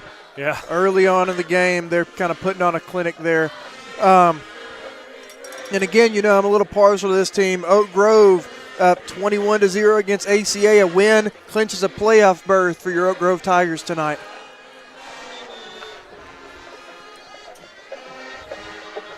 Beginning of the second quarter, we'll see what Springville is just kind of outmanned here tonight, Brett. And they're trying something different. First play of that drive, try to drop back, and the Moody Blue Devils, those 5 defensive linemen down. I mean, they're beating him back to his drop. It's just a very difficult defense to play against. I wouldn't want to line up against those guys. So second and about 12. And there's more whistles again. I don't know if it's going to be a false start or offsides. They called it on the Blue Devils, it looks like. So we must be in the neutral zone. Blue Devils offsides on the defense. 5-yard penalty, still second down. For our fans that are watching, a sponsor, so we will hopefully broadcast the first round of the playoff game. So we have to broadcast through the NFHS website. It's $100 per game. If we have a sponsor out there, one of our sponsors, would like to sponsor the first round or second round or third round or fourth round or fifth round. Yes, sir. Please email us at 411network@sccboe.org that you're willing to do that. Archer, it looks like the ball's up the middle. Looks like so it's going to be a big Whole Heart Construction third down. So if any of our sponsors out there would like to go ahead and sponsor, if we get multiple sponsors who want to do it, maybe the price won't be, maybe we can break it up and have multiple sponsors for each game. It's $100 per game, but we have to show it through the NFHS website. So go ahead and download that app. That's how you're going to be able to watch the Moody Blue Devils when they're in the playoff. But it will be on YouTube. So the next day we can, Eric Parsons can upload it to our YouTube 411 Network YouTube channel, and you can watch it obviously the next day. But if you want to watch it live, it has to be through the NFHS website. So go ahead and download that now. The best way to experience it is at the Bill. That's right. So big third down for the Blue Devils. Archer looks over to the sideline. He's changing his play. He's got 10 seconds on the 25-second game clock. He drops back to pass. He's under pressure. He just slings it up, and he finds a guy down the sideline. That's Gleason, and he is out of bounds, and I think that's going to pick up a first down. That's the first down for the Tigers tonight. That was a decent little play call there. I think he just slung it up. Got it up and out. And again, with the Blue Devils playing 5 men down on the line of scrimmage, you give up some when it comes to pass coverage. But he just got that ball up and got it out before they got to him and made a good play on it. 2 more wide receivers they might be throwing again. New set of downs for Springville. Archer again, hands off. Up the middle. He's not going nowhere. He may get 1 yard. So it'll be 2nd and 9. Also want to let everybody know next week is homecoming at the Bill. And also coming back to Moody, I believe he was a 1993 graduate of Moody High School. Brooks Ward is coming back home. He's going to be coming to this game. And anybody that played with Brooks, come on out to the Bill next Friday night. You'll be able to see him. He lives out in Utah, I believe maybe Salt Lake. He played for Brigham Young University. I believe he was the first Moody player to sign with a Power 5 school, Brett. So Archer takes a snap. He still has it. He's got open field. Archer may score. Saved by Colin Baker there. Yep, Colin Baker runs it out. And again, that's the danger of the triple option. If you saw right there, that Moody Blue Devil defensive line crashed on that fullback that ran it up the middle. Connor steps out. He's got an option, but he decides to tuck it and run it upfield. Wide receiver Springville did a great job pretending to be tracking the football, which is why our corner didn't see him till late. He's run out of bounds late by Colin Baker. That's where the triple option gets dangerous, right there. Yep. Big gainer for Brendan Archer, so he's 1st and goal inside right outside the 5 yard, or right at the 5 yard line. More yards on that play than the rest of their plays combined so far this game. There's a snap up the middle, and he lost yardage. Yep. Looks like that, or just failed the game. So it's going to be 2nd and goal for the Tigers.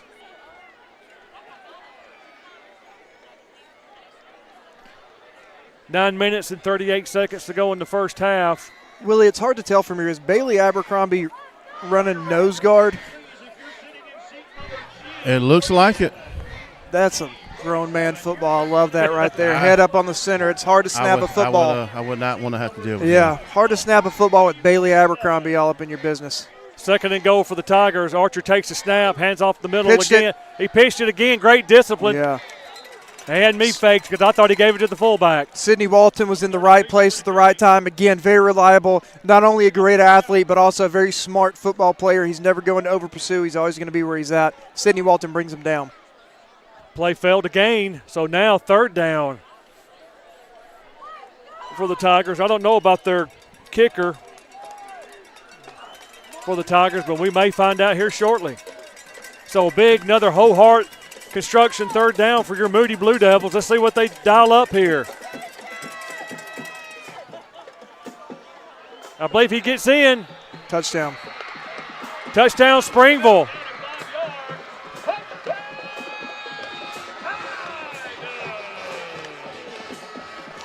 Impressive drive there by Springville, Brett Staggs. And that is a shot to the pride of this death row defense. And you know the standard is a standard no matter who you play, so you can expect some aggressive coaching from this Blue Devil coaching staff as the defense runs off to the sideline. Waiting on that extra point from Springville. Place to kick. It's up. It's good. Very solid kick. With 8 minutes and 34 seconds to go in the first half, it's Moody 21, Springville 7. We'll take a quick commercial break. You're watching Moody Blue Devil football on the 411 Network. This is Senator Lance Bell. I want to thank you for the opportunity to represent you in Montgomery. I am so excited about this time of year as we watch our cheerleaders, our football teams, and our band as they perform on the field. And parents, I'm not forgetting about you. That's what's great about Alabama. I'm Senator Lance Bell. Thank you for the privilege to serve you in Montgomery.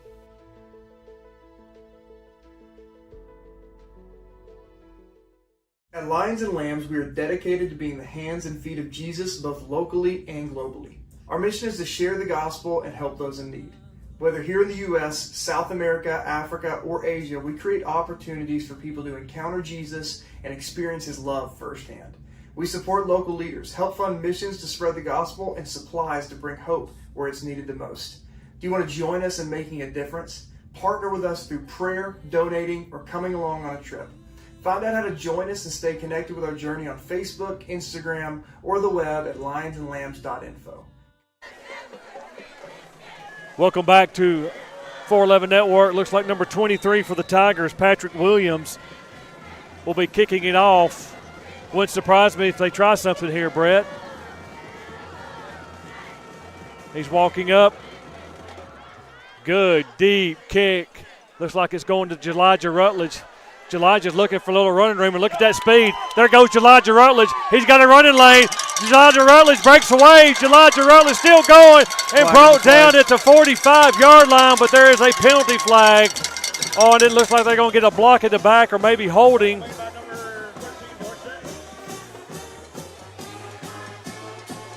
Great return by Elijah Rutledge. It was. He's a dangerous young man in space. Yeah, holding against Moody, so that's a spot foul. So it looks like they're going to be at the 30, setting up at their own 30-yard line.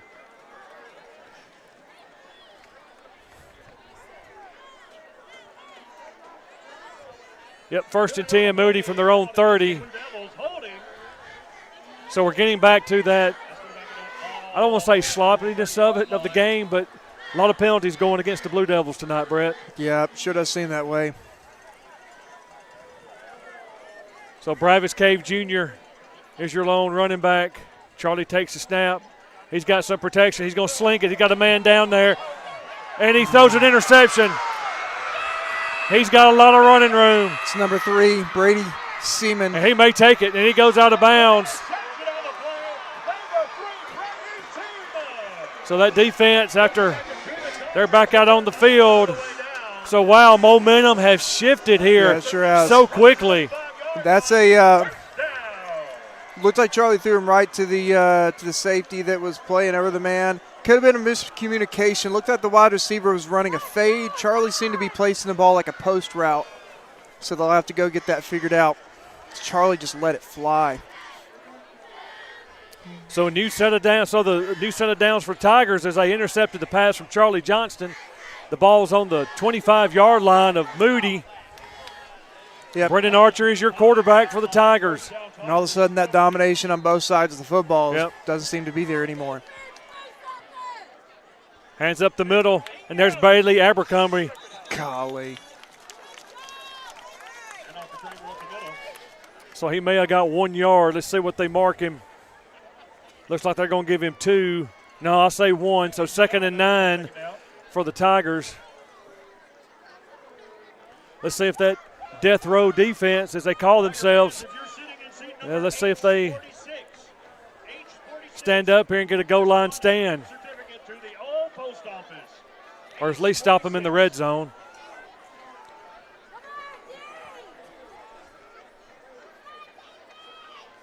Archer looks back to throw. He's got a man down the middle, wide open. Oh! And they look. Everybody's hollering for pass interference, but he just overthrew him. Defending on that play, I think Brody McCutcheon was back there.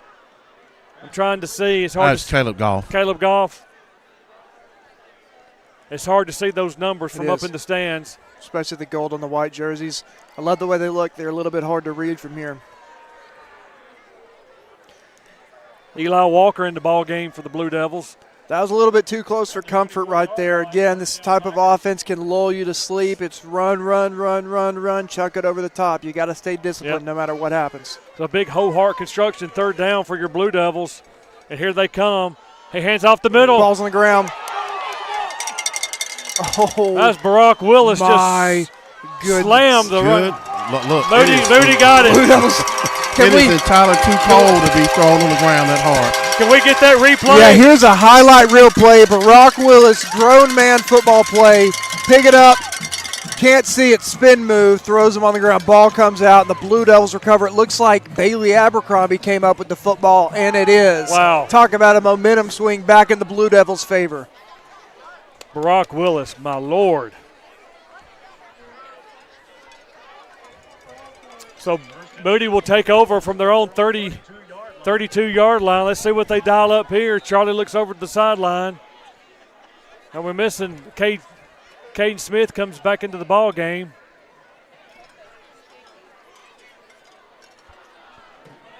.13 seconds to go on the 25-second game clock. Charlie takes the snap. Looks like he's going to hand off to Bravis Cave. Bravis Cave looking for a little run room. He's up the middle. He picks up about 9 yards. Actually, yep, he's going to pick up 9 yards. Some late pushing and shoving. So 2nd and 1. So we're showing trips right now at the bottom of the screen. Charlie has his play. 2nd and 1. This is a perfect time to take a shot, and I don't mind it right now. Let Charlie get his confidence back, sling it around a little bit. Joe Dozier goes in motion. Little screen. Ooh. I don't know if Charlie's a little off right here. Yeah. It does. He's struggled with that type screen pass to the far side of the field all season. I don't know what it is about the timing. Maybe the receiver's coming back further than they are in practice. Something they got to get squared away. I don't mind the play call right there, but you can bet yourself number 4 is getting the ball right here. 3rd, yep. There's Bravis Cave. Bravis Cave looking for a little runner. He breaks off tackle.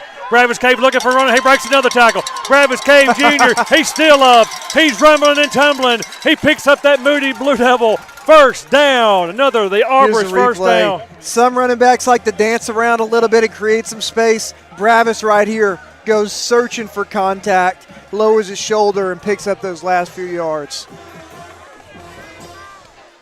New set of downs for your Blue Devils. 6 foot 240.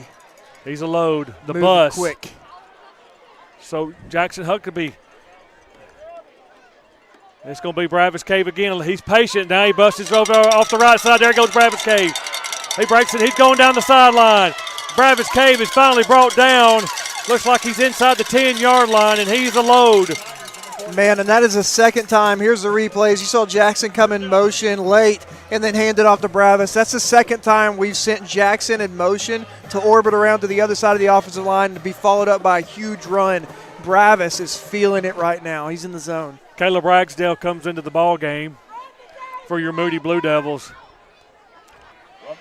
Did I tell you, Coach Gaines likes the name The Beast and the Bus. He likes it. He's got the Beast and the Buzz on offense and the Bash Brothers on D. First and gold. Got them all. That would be flags and whistles, flags and whistles. They'll be penalized half the distance, I believe, or 5 yards, or half the distance. Let's see. As long as they don't call us. It was that hard count.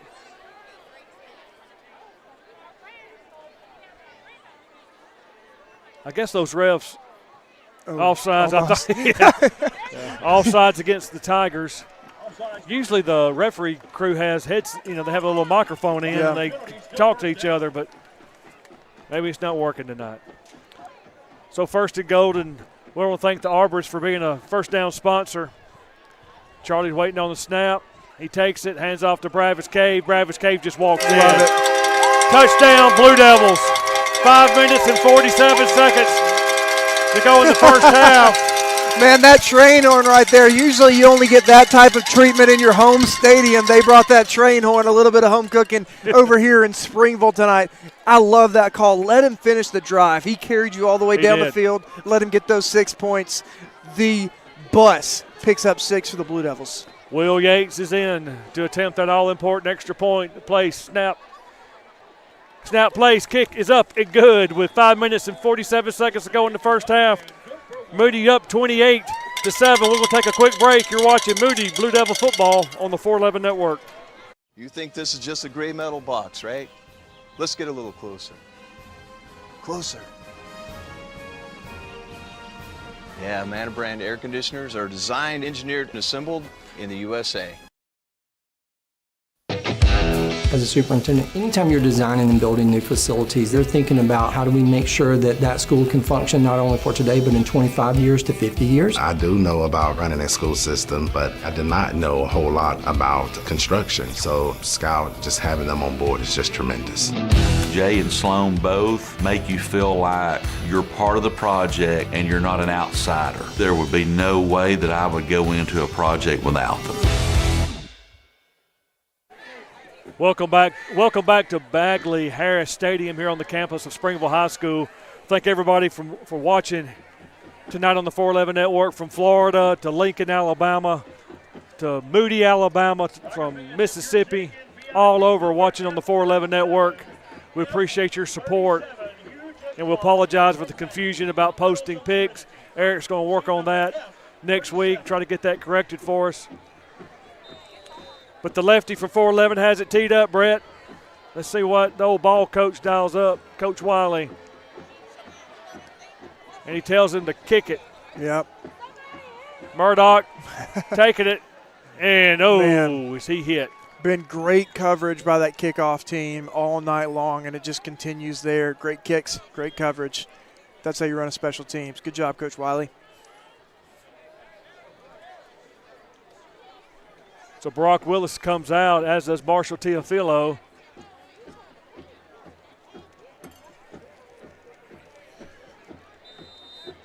So first and 10, Springville looks like from their own 24-yard line, 23-yard line, maybe from this angle. They run the triple option. Brennan Archer is your quarterback for the Tigers. He takes the snap. He's looking to throw. He's got room. He throws it out there. Had a man open.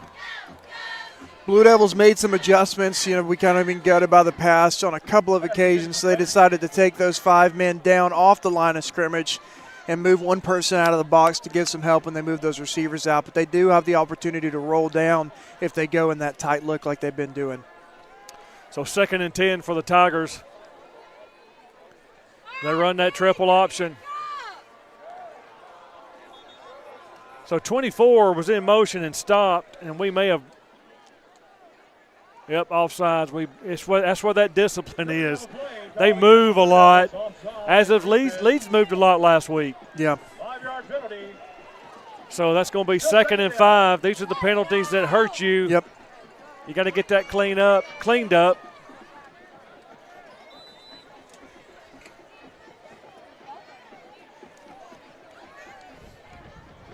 2nd and 5 for the Tigers. Archer's under center, takes a snap, hands it up the middle, nowhere. Man.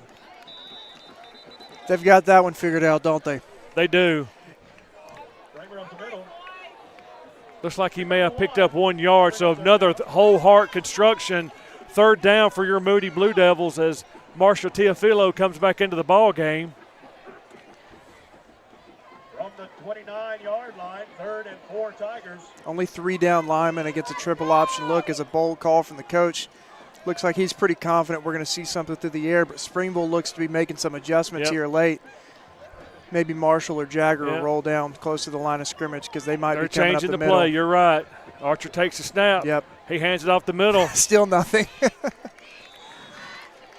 So he may have got a yard, if any. Man, that's got to be tough as a coaching staff. You see you're loaded in the box and the opposing defense you're only has outmanning 3 them. men, And that, 3 the men numbers down are, on the line of scrimmage. You say, okay, we're going to run that fullback up the middle. Still nothing going. Absolutely nothing going. The Blue Devil defense, down drive on the last one, hold strong here. 4 minutes and 25 seconds to go in the first half. Excuse me, 2 drives ago. Got to be careful here and not jump. There's the snap. It's a low snap. He gets it off, and it takes a good Moody. I mean, actually Springville. Oh, my gosh. Ron and Braden was real close to there. And the referee actually pushes Braden right back. Yeah, absolute, if you saw there, the Springville player grabbed Braden and tried to throw him into the football. Braden defends himself, and the absolute I'll be quiet. I'm furious right now. I was about to say something I'll regret later. Met Braden's dad earlier tonight.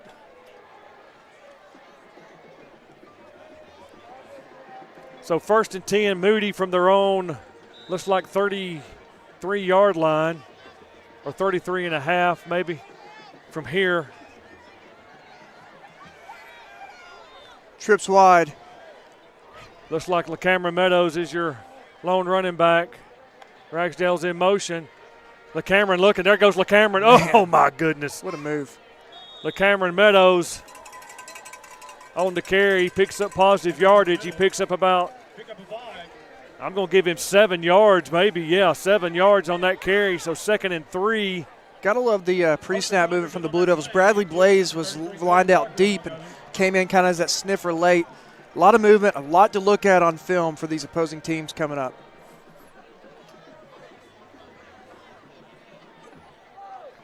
Charlie takes the snap. LaCameron Meadows, there goes LaCameron Meadows.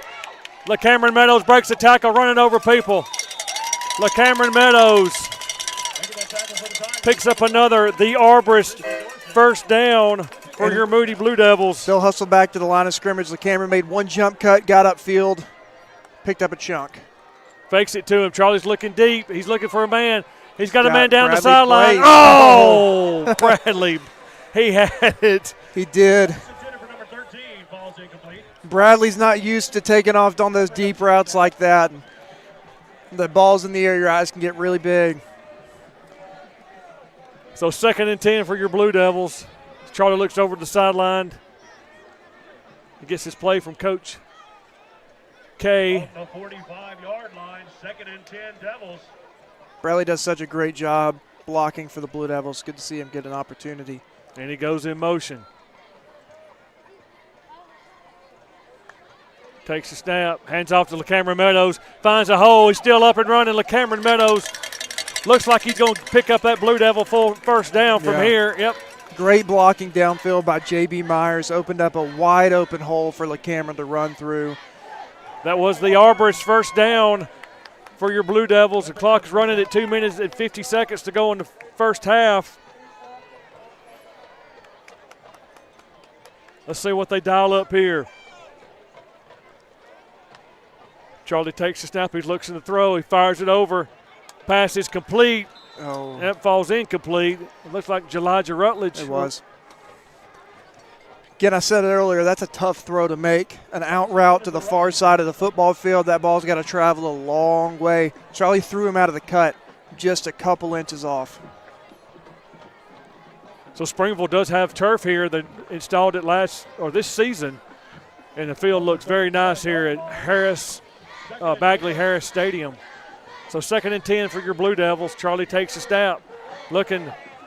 That's Bravis Cave Jr. looking for running room. He can't find many, if any. It's one of the rare plays in this night. And now we just got a penalty flag. I think it's going to be on Moody. I don't know. Could go either way. There's a little bit of touching back and forth. Looks like Moody was just trying to block, and Springville is taking it personal. So this is going to put us back. I believe it's going against us. This was some jawing after the play is what they got it on. Dead ball, unsportsmanlike conduct. No, against Springville. Yep. That's going to be penalized 15 yards. Yeah. And I believe that's going to be a first down. That one's been brewing for a couple of plays. There's been a little bit of chirping after the field. The official finally got tired of it. Threw the laundry out there. As you hear the air horn, that's Big Daddy Stitches down there, Brett Staggs. We're happy to have him in an away game. That's some good treatment. Usually, though, the referee, last year they stopped us from doing it. The referee warned us they were going to give us a penalty, but so far so good at this game. Yep. I'm not saying anything. Yeah, I don't know if it's made a 21-point difference anyways. True. Amen. So this is a 1st and 10 for your Blue Devils. We will give it the Arborist another shout-out, a proud sponsor of Moody Blue Devil football. Wide splits to the right side of your screen. Looks like Elijah and Josiah, 2 absolute weapons split wide. As the official takes the time to talk to the players about sportsmanship. You like to see that. Whistle to play in. Clock starts. 2 minutes, 15 seconds. Bravis Cave Jr. is your running back. Josiah Dozier goes in motion. Charlie takes the snap. He's looking to throw. He's under pressure. Over the middle. And Bradley Blaze. He's down to the 4-yard line. I love going back to Bradley Blaze as he just kind of seeps out over the middle of the field. Catches a big pass and gets upfield. Good job, Bradley. That's got to feel good after the drop a moment ago. Moody making a lot of substitutions. Man, I was looking at Elijah Rutledge up at the right side of the field. He was wide open in the end zone, but Charlie made a good read and delivered a good ball. Charlie takes the snap. He's going to throw it over there. It's going to be a jump ball. And it comes down. Is that Josiah? Yes, it is. Touchdown, Blue Devils. Josiah Dozier. And here's the replay right here. If you ever played jackpot as a child, let's just throw it up and see what happens. Charlie knows that's his 50-50 guy, and Josiah goes up and makes a big play.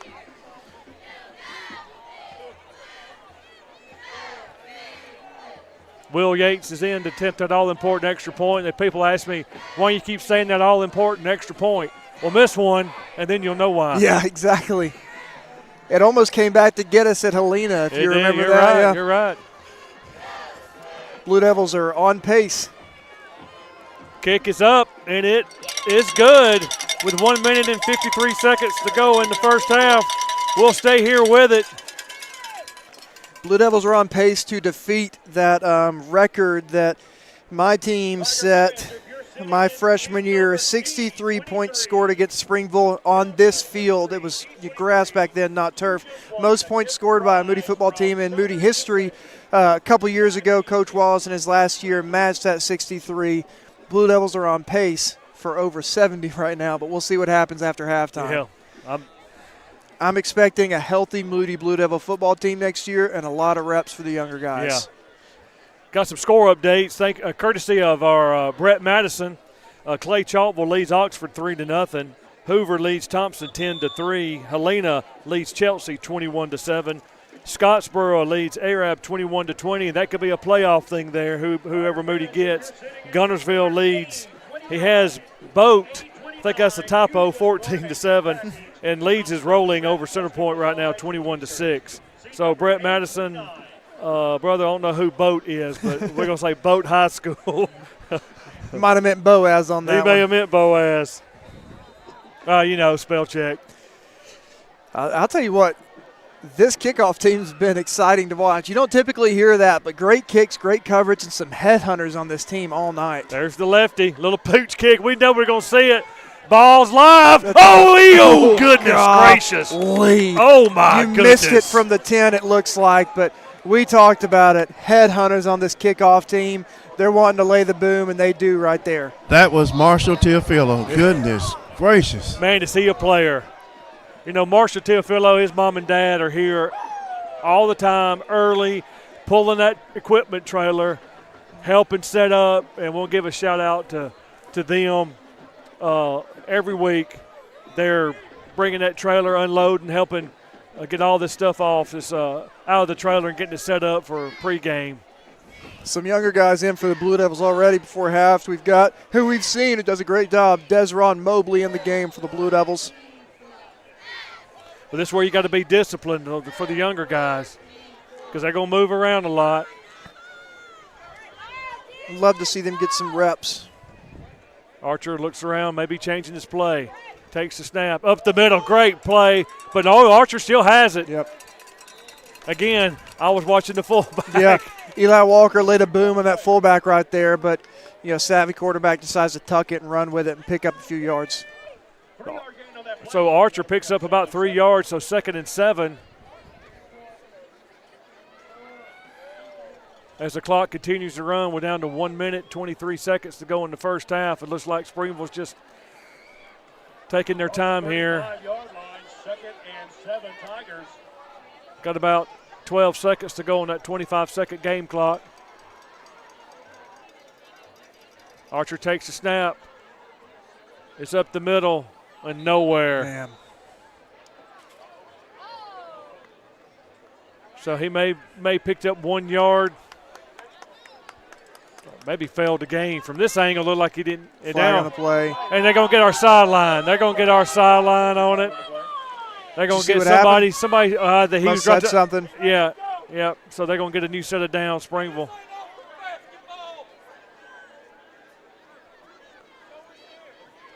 That penalty called against the Blue Devils. It looks like unsportsmanlike conduct. I don't know. Yeah, I didn't see anything happening on the field, so it must have been called on the sideline. He threw it real quick. He did. And now the head referee will walk over and warn whoever. He'll talk to Jake. It could have been a player over there as well. Could have been. It's hard to tell from this angle. But again, you're getting later in the season, and you're going to get out of Springville with those calls. You do not want to be playing against Viger or Montgomery Catholic and be giving up these penalties. No. I don't know who it was called on, so they're all lined up to go. They can't do anything till that head referee gets out there. So I don't know what happened, what was said. That looked like a long 15 to me. Yeah. Goodness gracious. Maybe it was. I don't know. Here we go. New set of downs for the Tigers. Archer takes, he looks, pumps it over the middle. Almost intercepted. Simon Molay knocks it up into the air. Savvy ball from that young man. 44 seconds to go in the first half.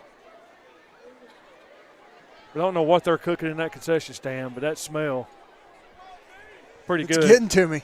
Yes.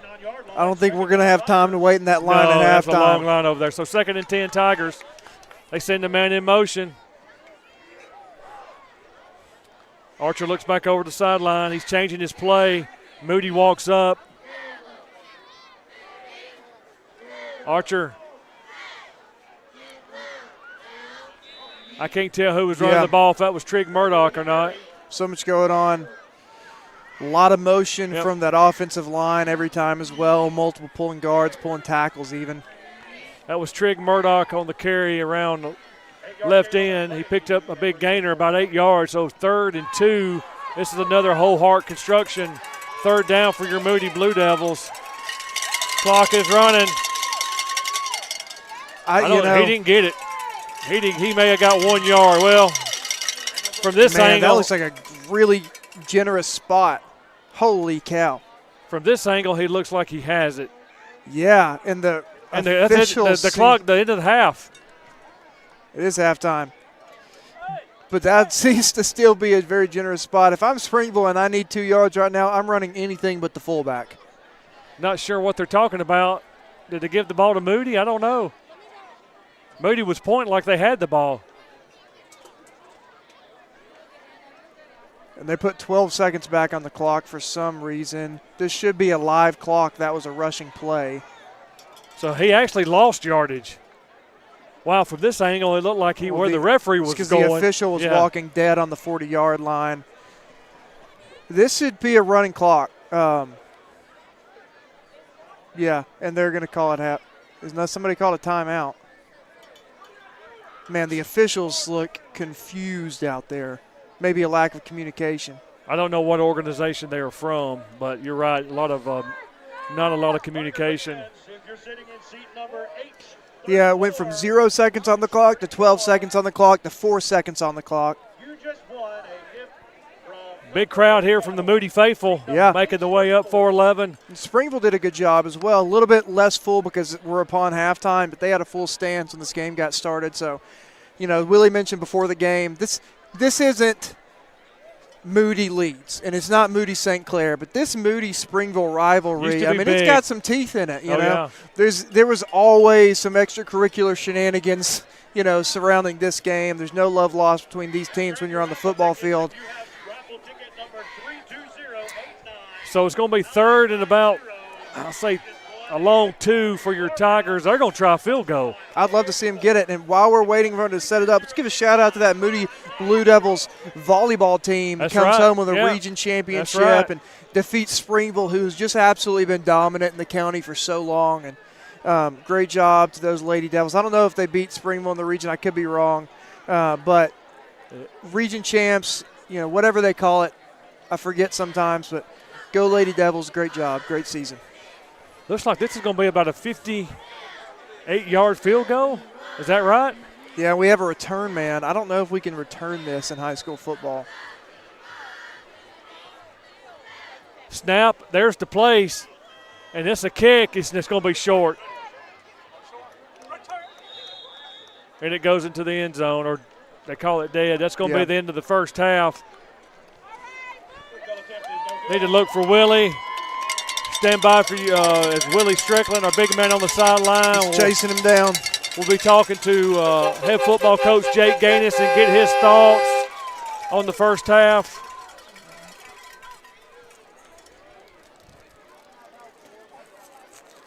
Let's take it down to Willie Strickland with Coach Jake Gaines. Coach, another fast start for us there in the first half. Yeah, we got off to a good start.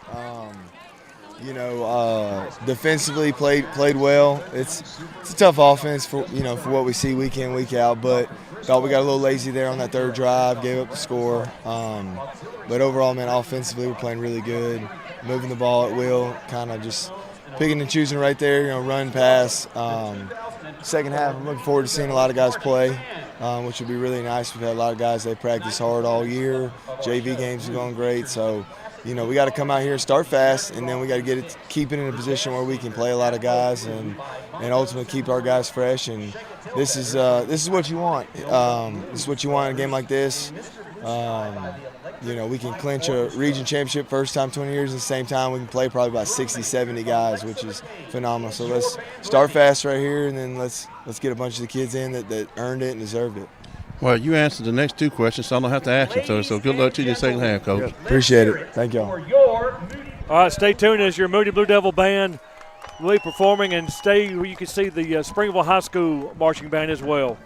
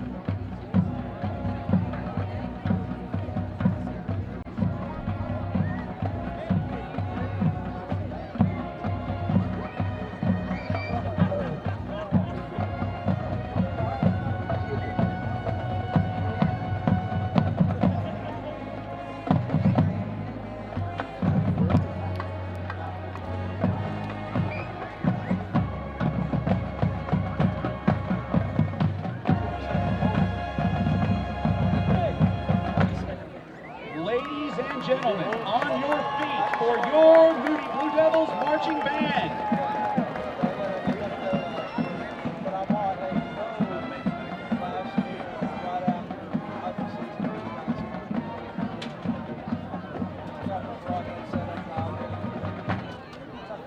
Give it up one more time for the marching Moody Blue Devil Band.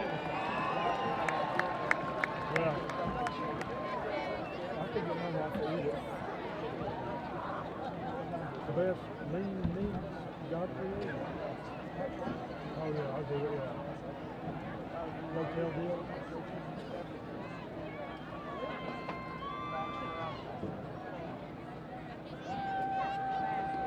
Ladies and gentlemen, on behalf of St. Clair County Superintendent Dr. Justin Burns and Springville High School Principal Dr. Gregory Moore, we are proud to present the Springville High School Mighty Band Tigerland. The band is under the field direction of drum majors Cameron Marchant and Jackson Sparks. And the 2024-2025 band president is Dylan Hare. Dance line captain is Laura Grace Witt. Color guard captain is Sonaya Peterson. Rifle line captain is Dana McDonald. Auxiliary sponsors are Tricia Forsythe and Kim Riker. The band director is Greg Gammon, and assistant director is Stuart Brockman. Tonight, the Tiger Band will be performing their 2024 production, Dream On, including Sweet Dreams by the Eurythmics, Dreams by Van Halen, and Dream On by Aerosmith. Our soloist is Anson Gonzalez. Drum majors, Cameron Marchant and Jackson Sparks. Is your band ready?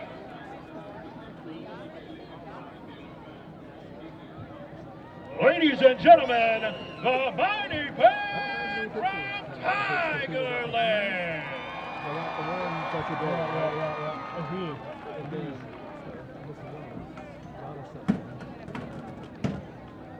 Come back with it, just throw them up.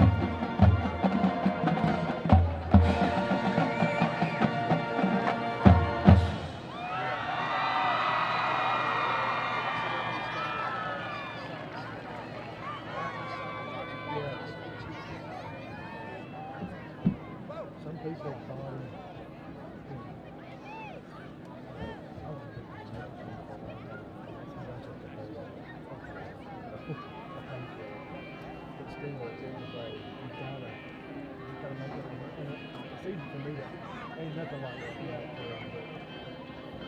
This is constant struggle. This is such sad. We lost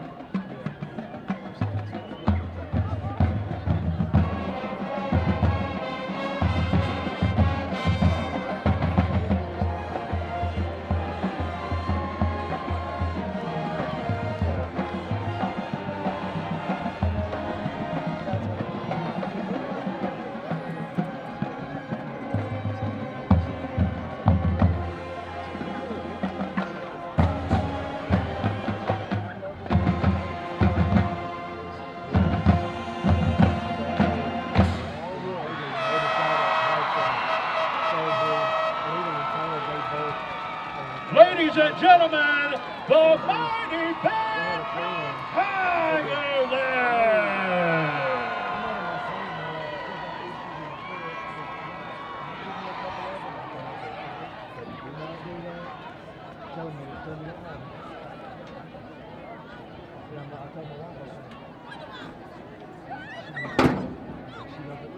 Did y'all talk about the rain again? Yeah, dude.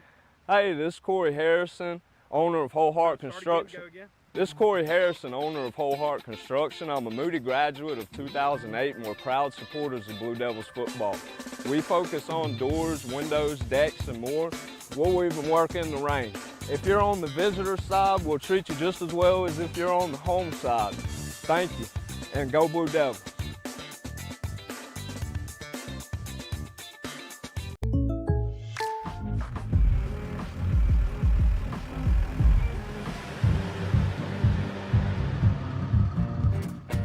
Contact Bart Perry for an auto quote today. What? How is that a flag? He landed on him after the sack. That's roughing the passer. What if he hit him high? Roughing the passer. And low? Roughing the passer. Well, what if he tramples him and then he's like, oh no, and he tries to go back and he tramples him some more and he's like, I'm so sorry. Wait, what? This is Senator Lance Bell. I want to thank you for the opportunity to represent you in Montgomery. I am so excited about this time of year as we watch our cheerleaders, our football teams, and our band as they perform on the field. And parents, I'm not forgetting about you. That's what's great about Alabama. I'm Senator Lance Bell. Thank you for the privilege to serve you in Montgomery.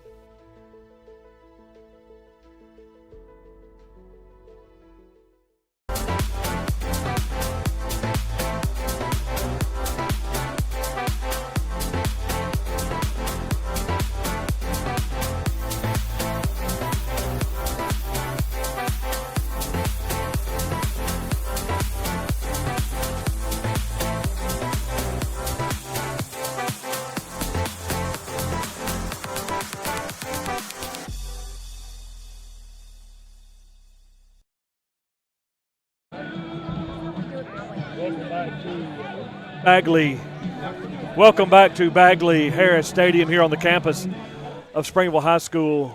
Halftime, about a little under a minute to go before the teams, they're starting to come back out on the field now as Springville's coming back out. on the field. Do have some scores. Let me give you some updates on some scores here. It looks like Oxford now is leading Clay Chalkville. I've got 13-10. I don't know if that's correct. Leeds is leading Center Point 28-12. Gunnersville's playing Boaz. It's not Boat. It's Boaz. They're tied 21-21, and I think Boaz is that 4th seed right now in that region. So there's some good football being played up there. So we're going to show some pictures, and that's the 3 Houstons. My brother and his son and his grandson watching on the 411 network. We appreciate them. This is Amber Helms watching 411 network. Looks like she's outside by that fire watching on the 411 network. That's a good place to be right now. I'm not sure who is this. As my producers, Angela McGowan is showing her dog watching us on the 411 network. There's Judy and Carrie Martin. Quick story about them. They used to be involved in, when I was a youth at First Baptist Church Leeds, they were heavily involved in the church there. And Judy and Carrie Martin, fine people. Appreciate them watching on the 411 network. Yana Ulmer sent that in. She's watching on the 411 network as well. And I believe our buddy Wayne Johnson, he's out there on the road somewhere. Is he at home? If he's at home, I'm going to have to give him a next week. I know he'll be at that tailgate next week at the Bill. And some more pictures there of Laura Meeks. I didn't realize how large a population of dog fans we had until these photos. Yeah. And, well, we're kind of going about daughter Taylor and Chad. Old Max of 12 years, he crossed that Rainbow Bridge last Sunday, and, man, I tell you, it's been tough just because he was such a good dog. And, you know, you get attached to your fur babies, and when they have to pass on and go over the Rainbow Bridge, it is tough because he's part of your life for 12 years, and now he's gone. And it's just it's tough, but got a lot of great memories, old Max. As the Blue Devils are coming back out on the field to try to keep you up on some scores. It is getting a little bit chilly out here, but to my 2 daughters, Haley and Taylor, who were concerned about me and my bald head, all is well. I don't have the toboggan on yet, so but it is getting cold up here in Springville, Alabama, where I once resided for a couple of years. Still have some family here. My mom still resides here. I have a brother and his family and some nieces. Yeah. They're still here. Some friends, a lot of friends here in Springville. It's a great city. This time of year, it's even more important to make sure you get a proper warm-up coming out of halftime. Blue Devils running out a little bit late. Hopefully they were moving around a little bit in the locker room. It's about this type of weather. It's starting to feel like it's time to sit in a deer stand. My brother did not follow the rules, sent me a personal text message of him watching the football. He said, I get those too from my family, so I have to email it to the 411 network. Yep. Hey, Trev, thanks for watching the game. Thanks for tuning in. I know you do every week.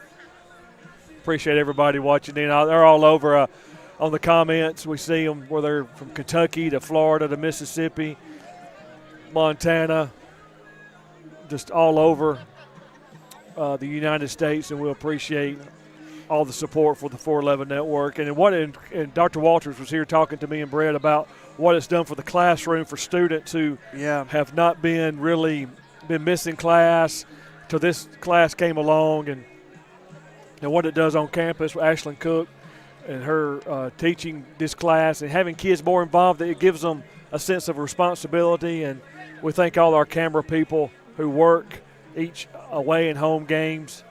We can't do it without them. They do a fantastic job too, and that's what people forget. You get so used to the students have gotten so good at this. It's like watching a game on Saturday sometimes. These kids are just doing a great job, and absolutely could not do it without them.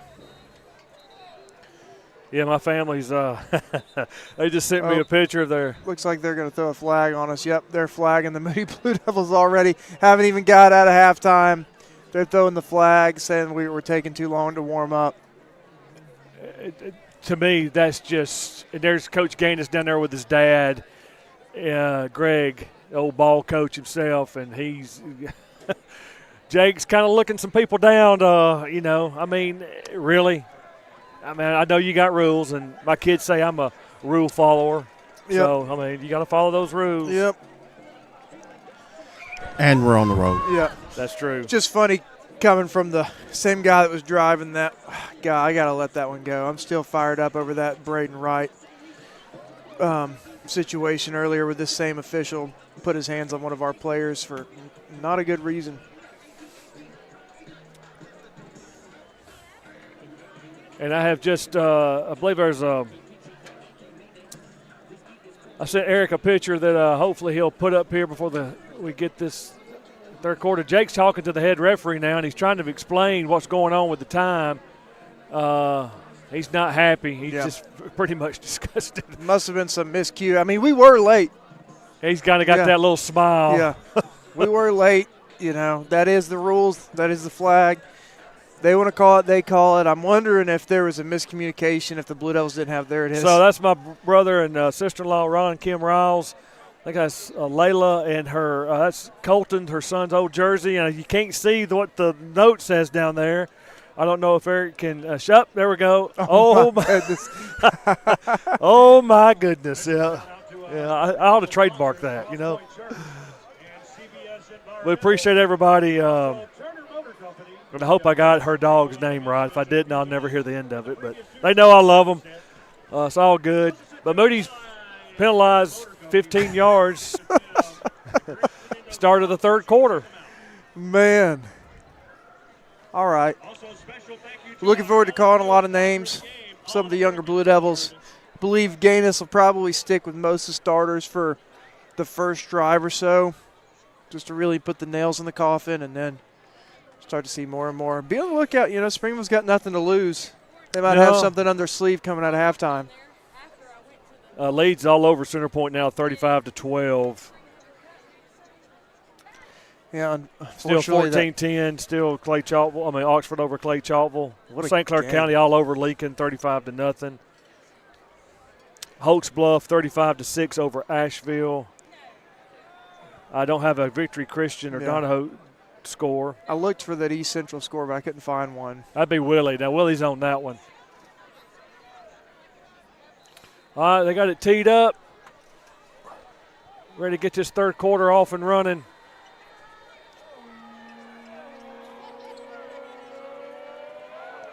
Deep kick, and that's going to be non-returnable. So Moody will start from their own 20-yard line. I do have a Victory Christian Donahoe score. Victory Christian is up 19-15. A little bit tight there. Yep. East Central, that score has not been posted yet. Okay. First and 10, Moody from their own 20-yard line.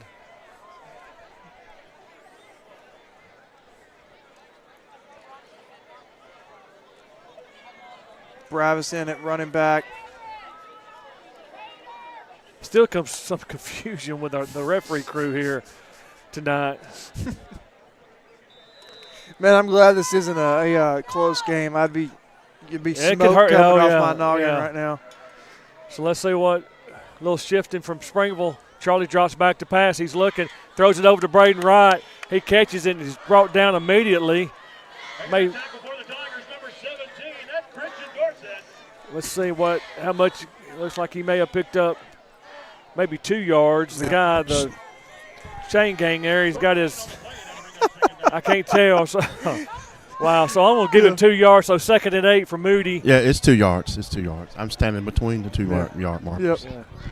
And you're about 2 yards wide in the chest and back, Willie. I think that's Logan Johnson in motion for the Blue Devils. Bravis Cave looking for a little run. There goes Bravis Cave. Bravis Cave still up, and he bring him down. Looks like he picks up about maybe 6 yards.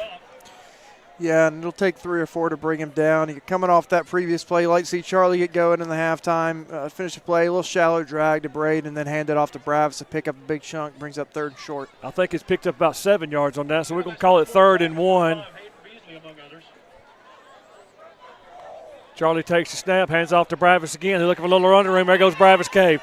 Bravis Cave's breaking off right tacklers and picks up that first down, and Bravis has got to keep his cool. Yeah, I don't know what he's upset about, but obviously was not happy about something that just happened on the play. So Bravis Cave off right in, picks up another, the Arborist first down for your Moody Blue Devils.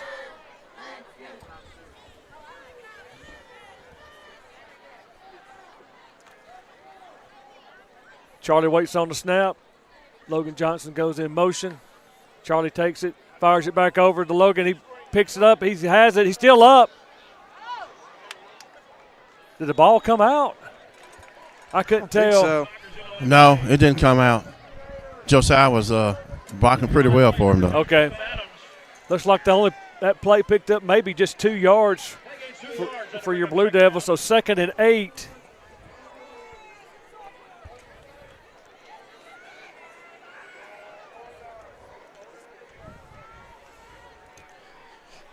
That screen pass definitely worked better than one in the first half. There's Jackson Huckabee in motion. Reset. Bravis Cave with the carry off right in. He breaks. Bravis Cave's they're trying to strip that ball, but he picks up another first down for your Blue Devils. The Arborist first down for Moody. Yeah, and if you're looking for a close-up picture of Bravis Cave, you can find it in the dictionary right next to the definition of workhorse. Yeah. This guy is just a baller. Just put the ball in his hands and let him drag the defense all the way into the end zone. So LaCameron Meadows, the beast, is in the backfield. He goes in motion. Charlie takes the snap. He looks. Charlie's going. Pass is complete to Logan Johnson. He's down the sideline. He's going to pick up a first down for your Moody Blue Devils. It's a great route by Logan Johnson. The Arborist, sorry there, Brett. Good.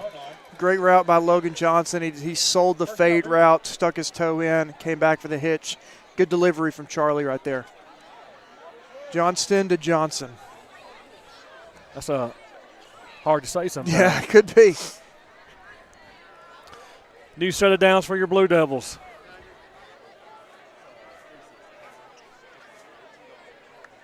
Charlie takes the snap. There's LaCameron Meadows. Man, he hits that hole hard. Man, look at him spin away. LaCameron Meadows bouncing off people.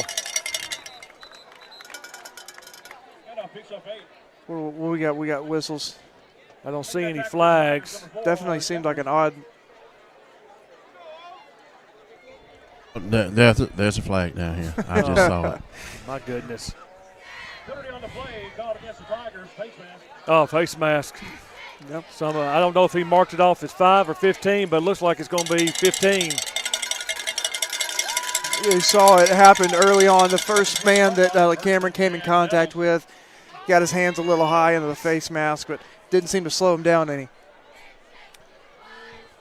1st and 10, Moody.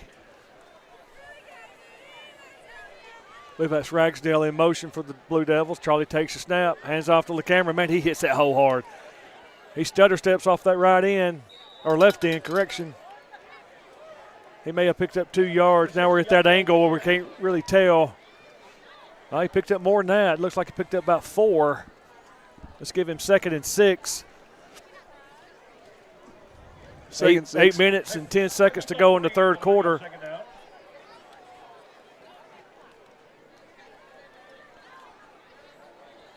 Bravis back into the game. He goes in motion. Charlie takes a snap. He's going to Josiah. throw Josiah Dozier. It's going to be a jump ball. He's got it. Oh, wow. Touchdown, Blue Devils. Johnston to Dozier. Wow.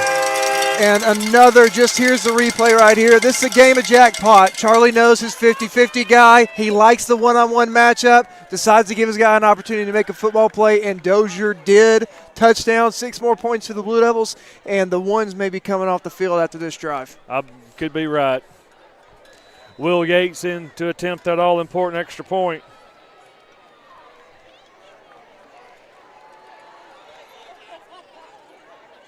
Snap, place, kick. It's up. It's good with 7 minutes and 48 seconds to go in the third quarter. Moody Blue Devils 42, Springville Tigers 7. We'll take a quick break. You're watching Moody Blue Devil football on the 411 Network.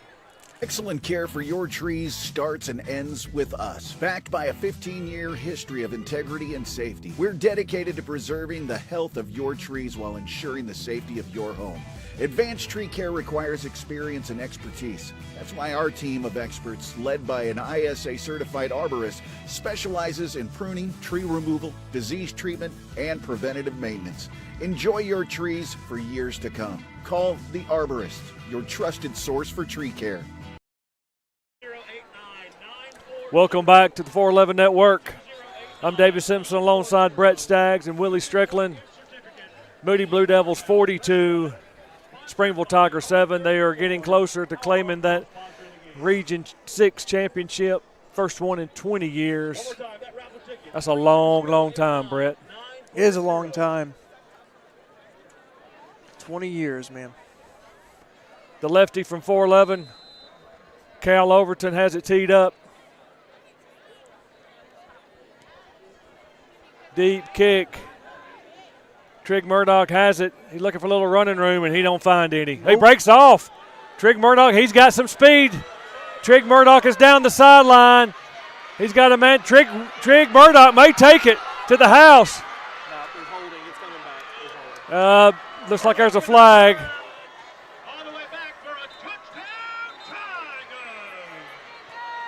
It's coming back. There's a penalty on the that's the field. about the 35-yard line or so.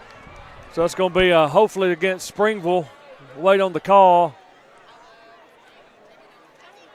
I thought they had them bottled up over here. Yeah. This will be a lesson in over pursuit. You know, the Blue Devils may get away from this one. Oh, it was a flag on the play as the Springville player was yelling at the official. He threw another flag.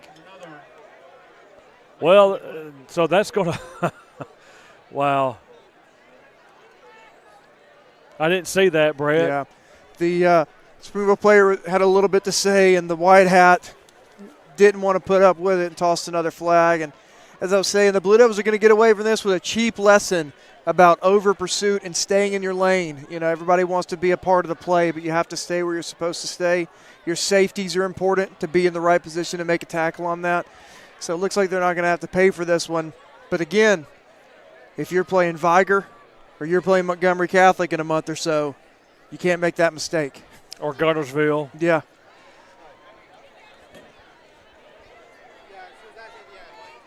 So the referees are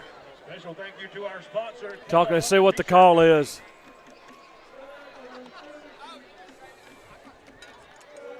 I think that's holding against Springville. Dead ball, unsportsmanlike conduct against Springville. So a good return is wiped away. I did say there would be a touchdown on special teams. It's not what I meant. Well, it looks like our first teamers are back in. I believe he's going to keep them in, and we may get one more score up before he. Yeah. And this is the first defensive drive we've had out of halftime. Well, no, it's not.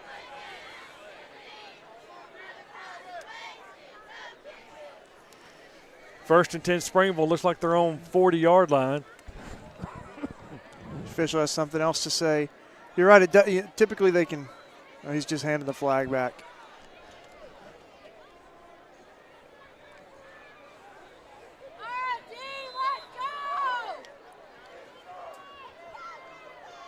Brennan Archer's the quarterback for the Tigers.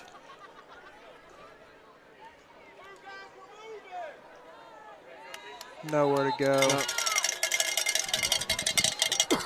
And you mentioned Brennan Archer, the freshman quarterback coming in that's taking over for a senior quarterback who's really just a great athlete for this team. He's in a tough position, but I'll tell you what, he's shown something today. A couple flashes. You know, knows when to pull the ball, knows when to get upfield, made a few good passes. He's going to be a good athlete for a few years to come for the Springville football team. Talked to Coach Logan Colafrancisco, who coaches for the Springville Tigers now, and he said this kid's going to, just what you said, Brad, he's a gamer. He's a freshman, a lot of football ahead of him. He's going to be something in years to come. He takes a snap. He looks to throw. He's under pressure. My goodness. Bailey Abercrombie.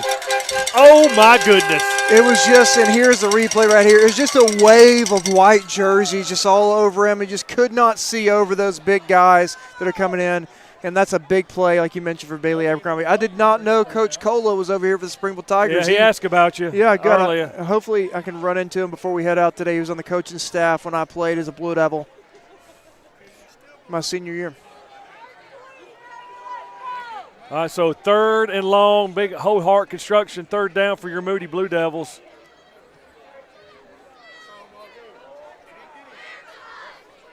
Archer looks over the defense. He's about to get the delay. He snaps it. He's right up the middle. That's number 25 for the Springville Tigers, Gavin Weber. Yep. He's a junior. Running into Barack Willis. Will be playing on Saturdays in Tuscaloosa in a couple of years. 2 more years of Barack. Sophomore. Doesn't look like a sophomore. God, he looks like a grown man. Yeah, I was about to say, that is definitely a grown man. Spot. Good Lord. So Caleb Goff is back to return it for the Blue Devils. 5 minutes and 30 seconds to go in the 3rd quarter. High kick. Caleb looking. I think he caught a fair catch. So let's see who comes in. Looks like the starters are still coming in. That's Charlie. Some of the receivers looks like number 16 for your Blue Devils, Zane Leonard. He is a 5'11" sophomore for the Blue Devils. And Gaines does like to do this kind of staggered approach at putting in the backups, run a few people in. There's our guy Will Fisher in the ball game. They may want to throw him on that little out route. LeCameron Meadows, and there goes LeCameron Meadows. He breaks off. He breaks another tackle, just runs over somebody. Never goes down. Came right behind that sniffer back. Will Fisher is blocking for him, opened up a big hole along with the offensive line. Looks like he picked up about 9 yards.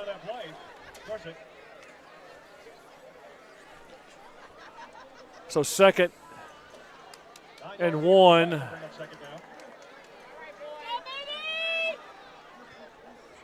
I believe it's just going to be a dose of LeCameron Meadows. Logan Johnson goes in motion. There's LeCameron. Look how he hits the hole. LeCameron, there he goes down the sideline. LeCameron Meadows. Man. You brought it up, and he can get up. Here's a replay right here. Watch how quickly he can get up to full speed. Just a few bursts, he's running as fast as he can. It does not take him long at all. There's a flag on the play. Well, it's coming back. It's coming back. Didn't see that. Me either. That's a bummer. Thankfully, number 1 for Springville was there to point it out for us. Again, as I mentioned earlier, the playoffs are coming up, so we're looking for a sponsor. If you're inquiring about being a sponsor for the playoffs, email 411network at sccboe.org. For our sponsors for the commercials, please reach out. I'm not sure how that's going to work, but I'm sure we'll work with you.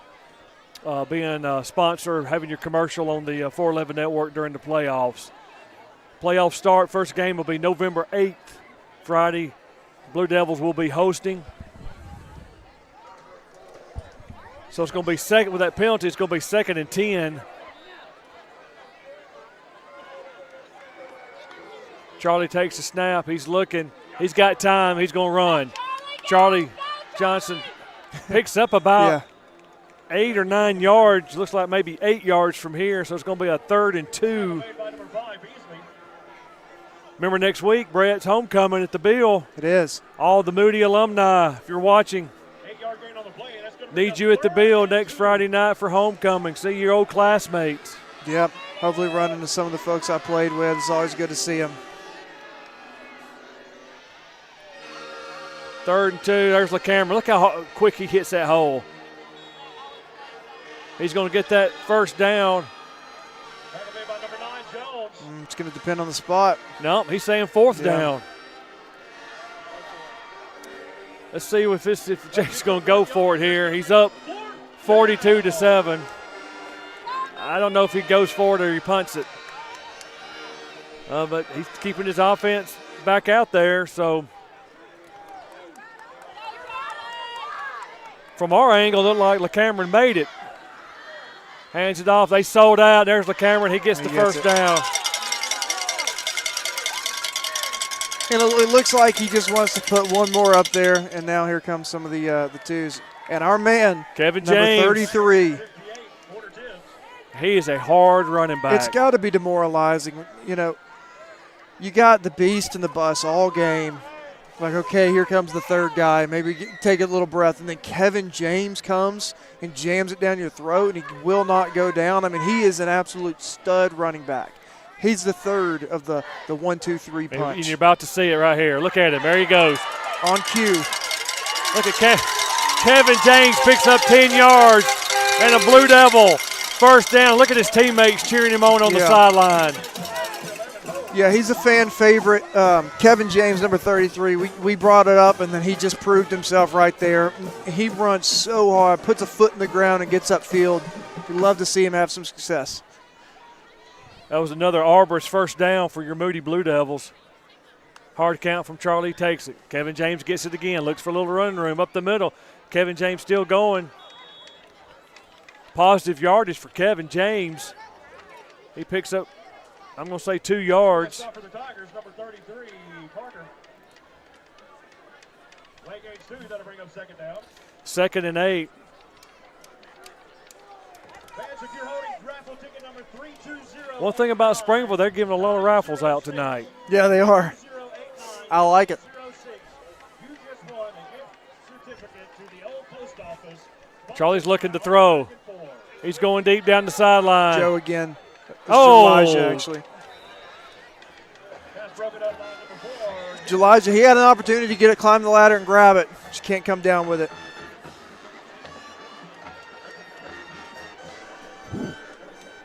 It's going to be 3rd and 8 for your Moody Blue Devils. 2 minutes and 24 seconds to go in the third quarter.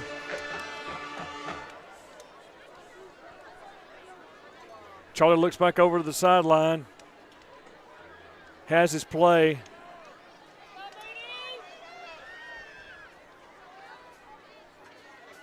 They're bringing the house. And here they come. Charlie's got to get rid of it. He throws it. It's caught.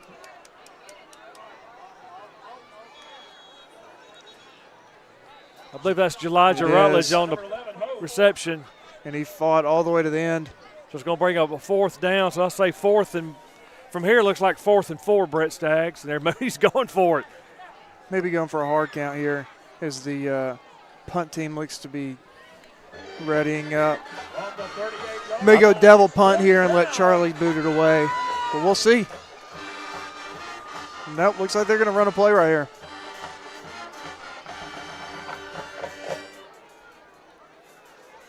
Bradley Blaze. Great. Yep. And he's going to pick up that first down. He is.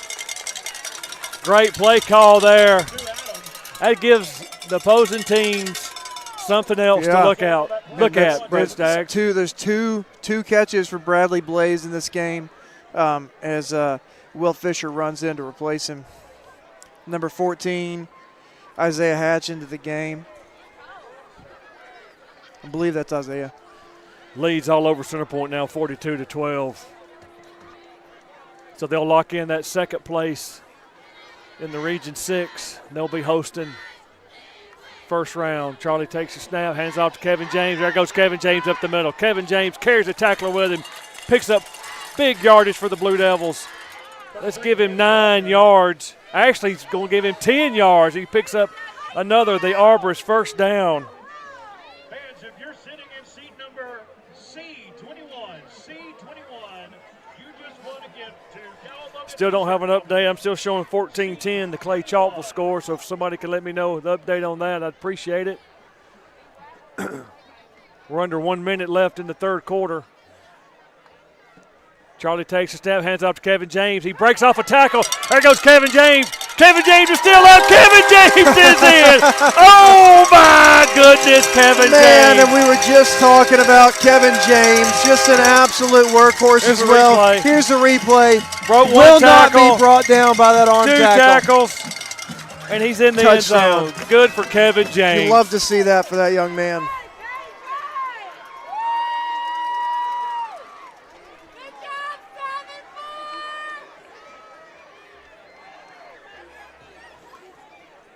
Will Yates in to kick the extra point, that all-important extra point.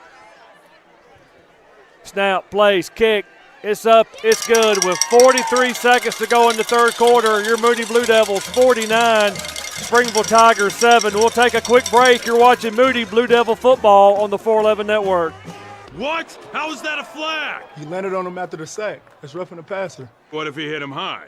Roughing the passer. And low? Roughing the passer. Well, what if he tramples him and then he's like, oh no, and he tries to go back and he tramples him some more and he's like, I'm so sorry. Wait, what? Are you looking to purchase a property? We can help with that. Looking to buy land or investment property? We can help with that. Looking to list your property? We can help with that. We are Exit Realty Crossroads, and we are here to help people buy and sell real estate in the central Alabama area. Our local and knowledgeable agents are here to help you through every step of the process. Go Blue Devils.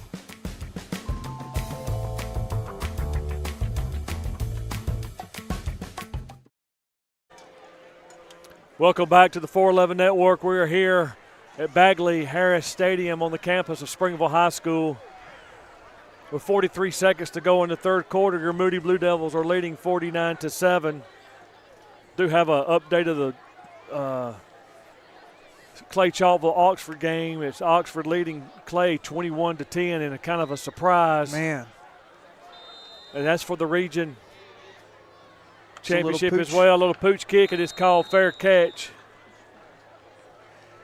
So now you see a lot of substitutions coming in. A lot of young men.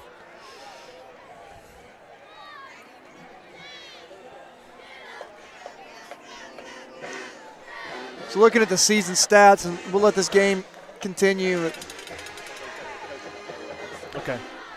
Looks like Boaz Thornton is warming up on the sideline, so we'll see him coming in the next possession. Look forward to seeing that.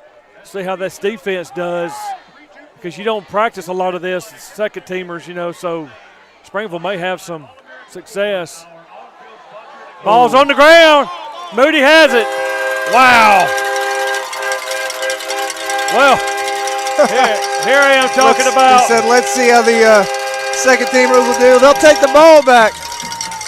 That's Desron Mobley. Here's a replay right here. Let's see if we can figure out what happens. It's a pitch, and the ball goes on the ground, and Desron dives on it. It's that fake and the pitch, and they just couldn't connect. Desron picks it up. So number 12 is Boaz Thornton. He's a 6'1" junior for your Moody Blue Devils. I believe he's a lefty. Got Bravis in the game with him. They're telling Bravis to stay. Now he's getting. Yeah, here comes Kevin James. He said, I want some more. These is pretty much your second teamers, and they got a penalty. Legal substitution, I believe. Yep. They had 12 men set, and you can't do that. They really wasn't in the huddle. I thought you had to be in the huddle. The rule changes from college to. Yeah, Gaines doesn't agree with it. He's right. They're not in the huddle, but they may have been set. So, again, what do I know? A couple interesting statistics I was checking out over the game. Moody, so far coming into this game, averages, guess how many rushing yards? What'd you say? Talking about Moody? Yep. Averaging? Yep. Per carry? Or as a whole team? As a team for each game, average rushing yards per game. I'd say 85. Thornton. Oh. And he fumbles the ball, picks it up. Takes off. Yeah, the defender smacked the ball out of his hands. Moody, yards per game, rushing, averages 203 yards rushing per game. And passing averages 209 passing yards per game. Wow, pretty balanced. 400 yards of offense averaging across the entire season coming into this football game, and that number is going to be inflated after this one. Not bad. We'll try to get a shout-out some of those offensive linemen that are in there. We get those numbers. And now we hear That's the quarter. That's the end of the third quarter. Your Moody Blue Devils 49, Springville 7. We'll take a quick break. You're watching Moody Blue Devil football on the 411 Network. This is Senator Lance Bell. I want to thank you for the opportunity to represent you in Montgomery. I am so excited about this time of year as we watch our cheerleaders, our football teams, and our band as they perform on the field. And parents, I'm not forgetting about you. That's what's great about Alabama. I'm Senator Lance Bell. Thank you for the privilege to serve you in Montgomery.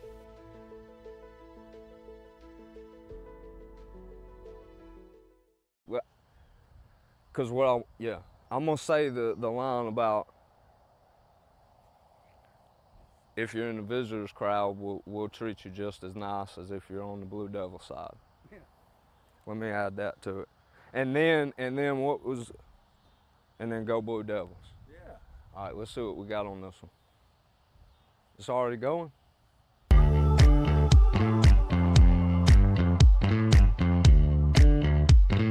At Lions and Lambs, we are dedicated to being the hands and feet of Jesus both locally and globally. Our mission is to share the gospel and help those in need. Whether here in the U.S., South America, Africa, or Asia, we create opportunities for people to encounter Jesus and experience his love firsthand. We support local leaders, help fund missions to spread the gospel, and supplies to bring hope where it's needed the most. Do you want to join us in making a difference? Partner with us through prayer, donating, or coming along on a trip. Find out how to join us and stay connected with our journey on Facebook, Instagram, or the web at lionsandlambs.info.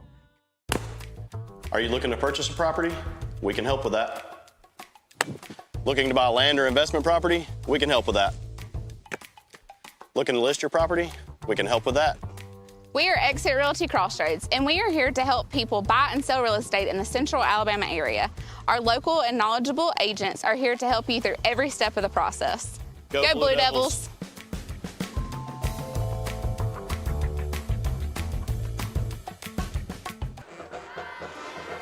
Welcome back to the 411 Network. We are here at Bagley Harris Stadium.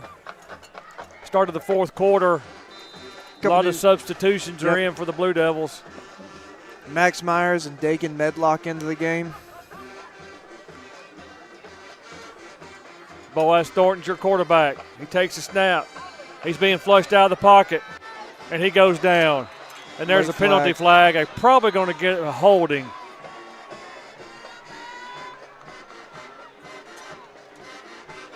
Number 12, Bo Thornton, taken down in the backfield by Tim. Penalty flag on the play.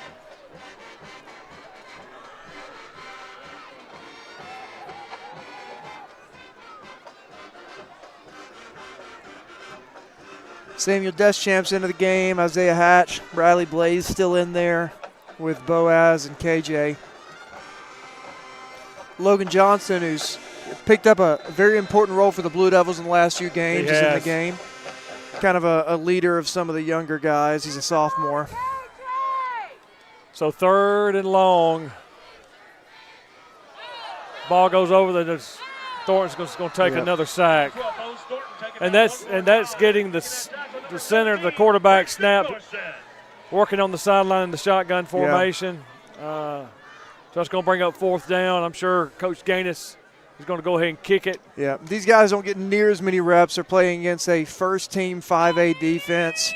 There's going to be some hiccups, and that's why it's so important to be getting these reps. And looks like Coach, he may go for it. I don't know if he realizes it's 4th down. They're going to punt. Here comes Caleb in for Boaz. So they'll talk to him over on the sideline, try to get this corrected. Good kick. He rolled it into him. That ball's live. Everybody's pointing to run. The officials, that's a touchdown. The official never made any kind of call. And if they don't call that, that is just a. Hey, he threw his bag. He threw the bag down. He threw the bag down. Yeah. The official. This is the same official we've had problems with all night. He never made any kind of call. Now he's looking kind of begrudgingly at the sideline. That is a touchdown. It's time to learn the rules of the football game. Right there on it, through the bag. Guys, this is a clear cut. Everybody knows what happened. Hey, they're not saying touchdown. They're just saying Moody Blue Devil ball. We'll take the ball. They blocked him into it. There's that old Peter. Yeah, that's why you got to run away. Springville didn't call it. And that official is walking off with some kind of smug look on his face. He saw exactly what happened, and he never made any kind of call. That's dangerous for the football players. Now I'm going to leave it alone. God, I've been fighting against that all night. Now I'm going to leave it alone. I don't understand. I still got too much player in me.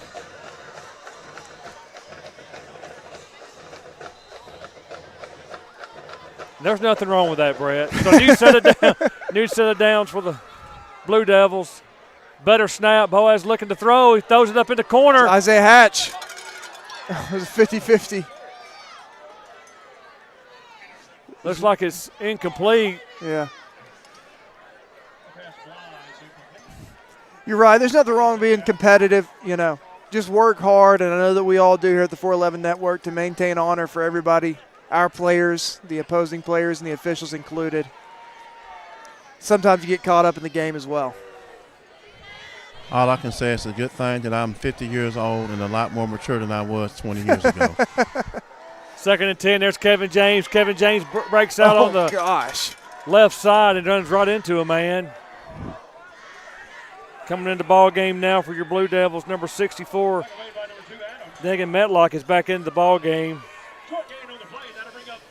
Braden Bankston's running off the field. So 3rd and 10 for Moody. You may see Will Yates here or Cal Overton for the field goal. I see him running on the sideline. There's Kevin James. Breaks another tackle. Kevin James is going to get a flag. Kevin James is still up, still pushing the pile. But they're going to get a hold, I believe, on us or a block in the back. There's a hurt player on the field. Number 2 for the Springville Tigers, Jacob Adams, unfortunately down. Really hate that for him. Hope that he can be okay as the trainers run out and Blue Devils run off to the sideline.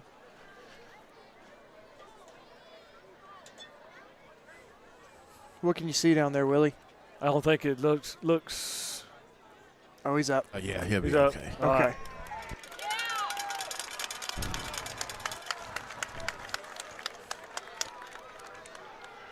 Waiting on the call. That'll be an ankle or a knee. Holding against Moody.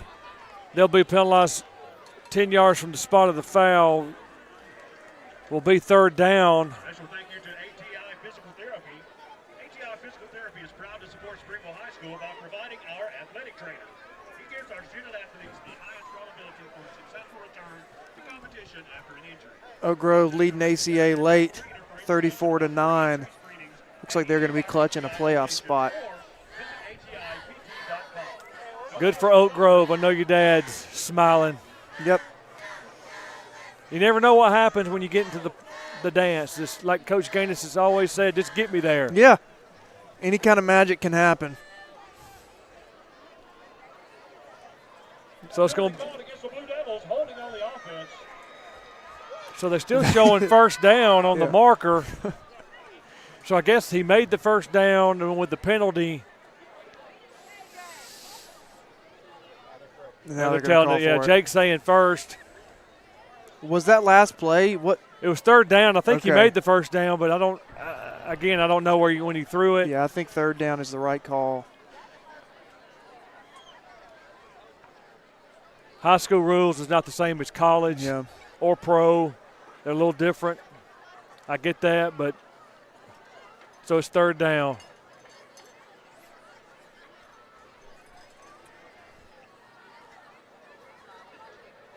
This officiating crew, the communication has not been up to par. Yeah, it's just taking a long time to come to decisions. It definitely seems like they may not have a way to communicate remotely. They'll meet in the middle and call it 2nd down. That was never on the table. It was either 1st or 3rd. Yeah, so you can't even do any gymnastics to make it 2nd down. High snap. Boys looking. He needs to run it, needs to get rid of it. He dropped the ball. Glad that he's getting some reps. You know, these guys don't get nearly as many reps as the ones. And at any time you can get your number called. So these live game reps are absolutely invaluable. You know, playing JV games, and that's what most of them do on Thursday night or Tuesday night, or Monday night. You know, it's a lot different than a Friday night. Bigger crowd, band. Springville. High snap. Gosh. Just fall on it, Boaz. Just fall on it. Looks like Springville's going to recover. Yep.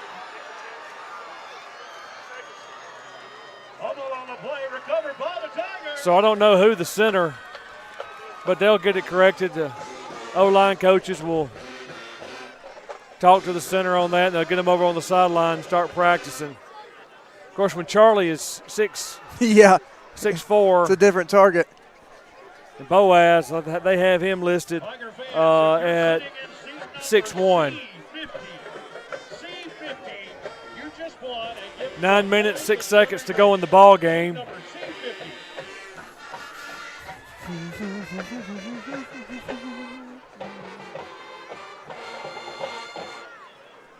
Sawyer Coleman's in the game for the Blue Devils at linebacker. Not much room up the middle. Maybe picked up 2 yards, maybe 3.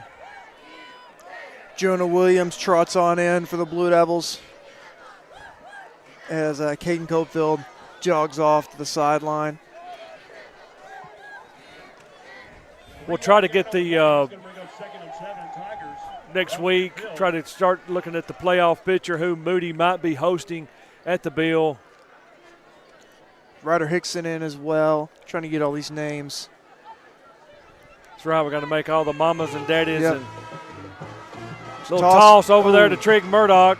He's a fast little running back. He's hit out of bounds. And yep. Eli Walker was in the right place at the right time, just couldn't complete the play.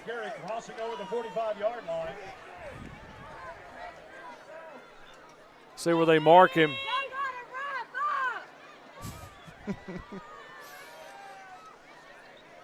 The referees are not having those guys.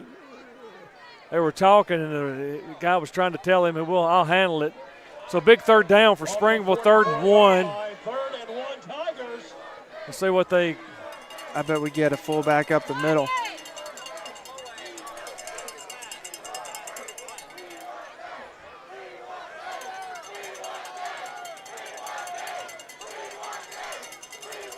Snap it is up the middle. Still on the fight in those Blue Devils. Up number 99's coming in the ball game.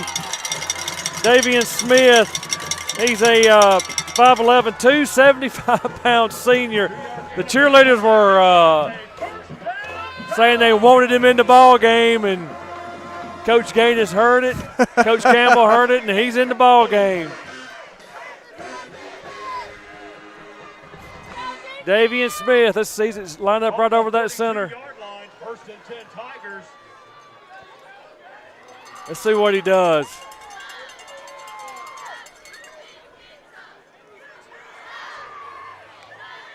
Oh, pass intended for number 8, Brody Frederick. Falls incomplete. The number 8 for Brody Frederick, he's 6'6", 190. I believe he's the basketball player they encouraged or talked into to play football. Caleb O'Neill in there for the Blue Devils. Just give some coach to Davian Smith. 7 minutes, 48 seconds to go in the ball game.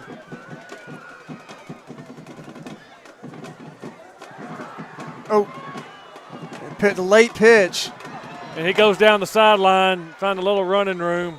Again, that's why Brennan Archer is still a dangerous athlete. I mean, young guy to pull the ball, get out into the open field, and then pitch the football like that. He's going to be good for a few years for these Springville Tigers. Something to build around for sure. So that's a new set of downs for the Springville Tigers. 7 minutes, 30 seconds to go in the ball game. 18-yard line, 1st and 10 Tigers. Let's let them know we're behind them, fans. It's getting a little bit colder out here, but still no toboggan, so there's a little toss. Oh, Eli was almost there again. He bounced off a tackle. He's into the end zone. Yeah. That's number 34, Tyler. Is that number 34, the ball carrier? I couldn't tell. It resulted in the Springville touchdown. They get on the board with 7 minutes, 8 seconds to go in the ball game. I believe that was 24. 24, that's their Trig Burdock. That's their running back, big running back.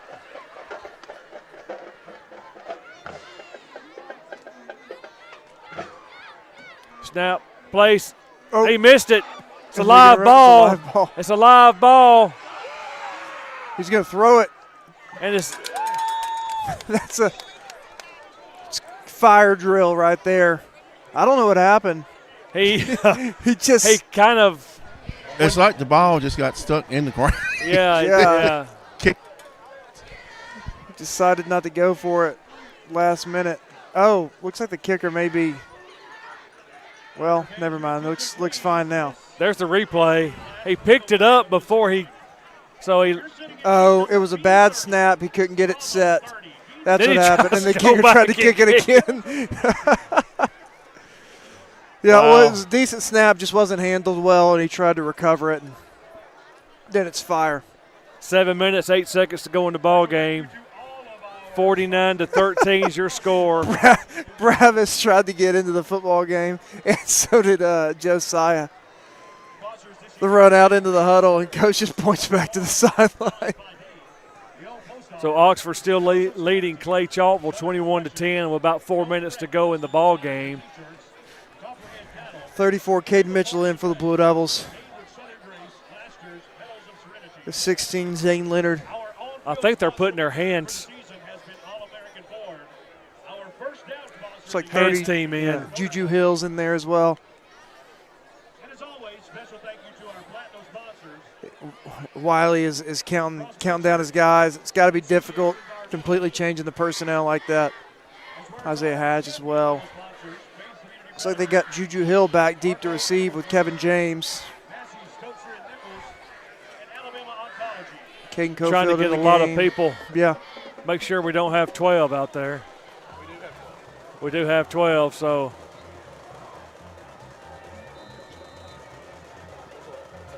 Got 12, Eric? No, Eric says we got 11. Our producer's getting in the ball game, helping us out, and it goes in the end zone. Great kick. Oh, by the way, I also counted 11. I hear you, Brother Willie. See number 74 in. That's Braden Bankston. He's 6'3", 300-pound senior. Landon Tyler also in there. Excuse me, 59. No, go ahead, buddy. Like to see those O-line guys come in. Remember, we're home next week against Lincoln. Homecoming. Brooks Ward's coming home. Student body's chanting for somebody to come into the ball game. Sounds like they're saying Smith, but maybe I'm wrong. Perfect snap. Kevin James still running, and I don't think Coach Gaines is going to tell the offensive coaches to throw it. Now, I may be wrong, but I think he's just going to kind of let that clock run. So it's like Kevin James picked up about 2 yards, so 2nd and 8. 2-yard gain on the play, and that'll bring up second down. As the clock continues to run, I think Jake's just going to tell him to use as much clock as possible.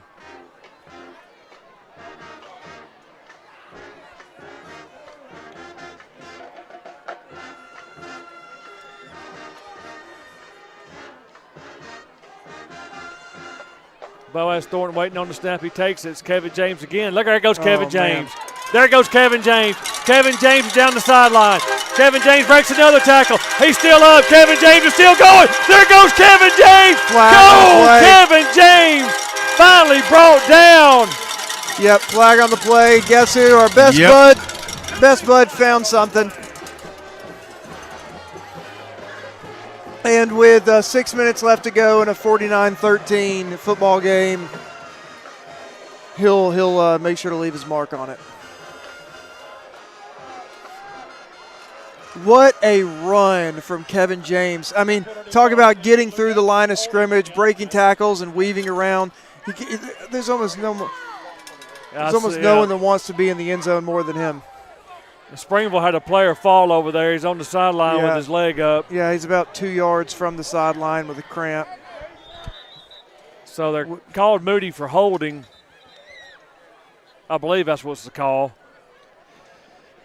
Took away the long run from Kevin James. Great run from Kevin.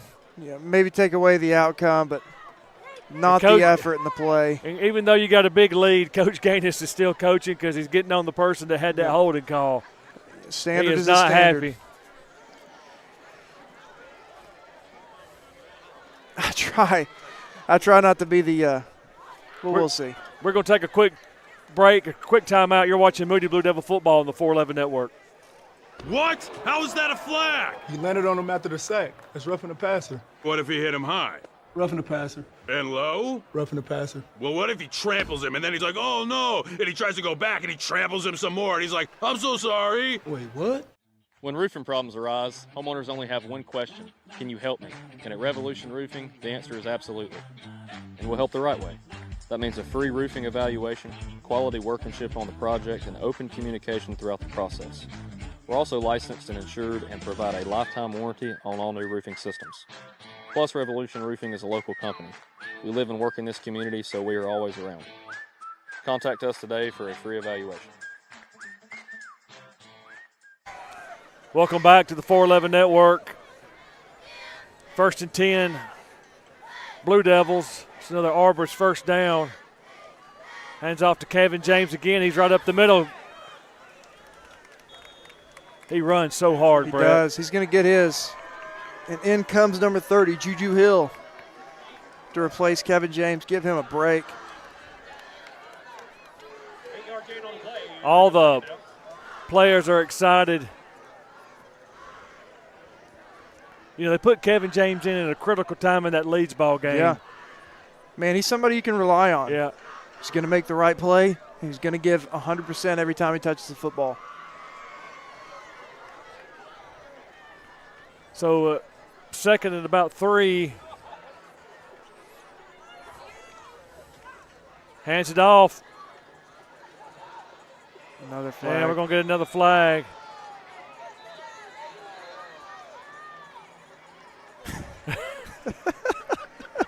Fisher Brenniger. Yeah, number 52, Fisher Brenniger just picked up the flag and turned around. Here you go, sir. And handed it to him. So it must be holding. Yeah. I know Coach Gaines is not going to be happy about them penalties because it's going to be a lot. We can go back and look at film and find out. Kind of getting sloppy. Yep. But like you said, it's a standard. And Yeah. they'll get that worked out. They'll get it worked out this week. From the 37-yard line, 2nd and 12. Because running. Go ahead. Just because you got the playoffs coming up. You know, 3 weeks away from tonight, the playoffs. You got to put it all together.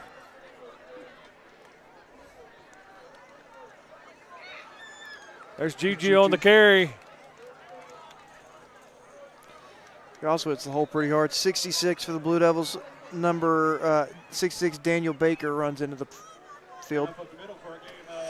Yeah, and we'll talk about.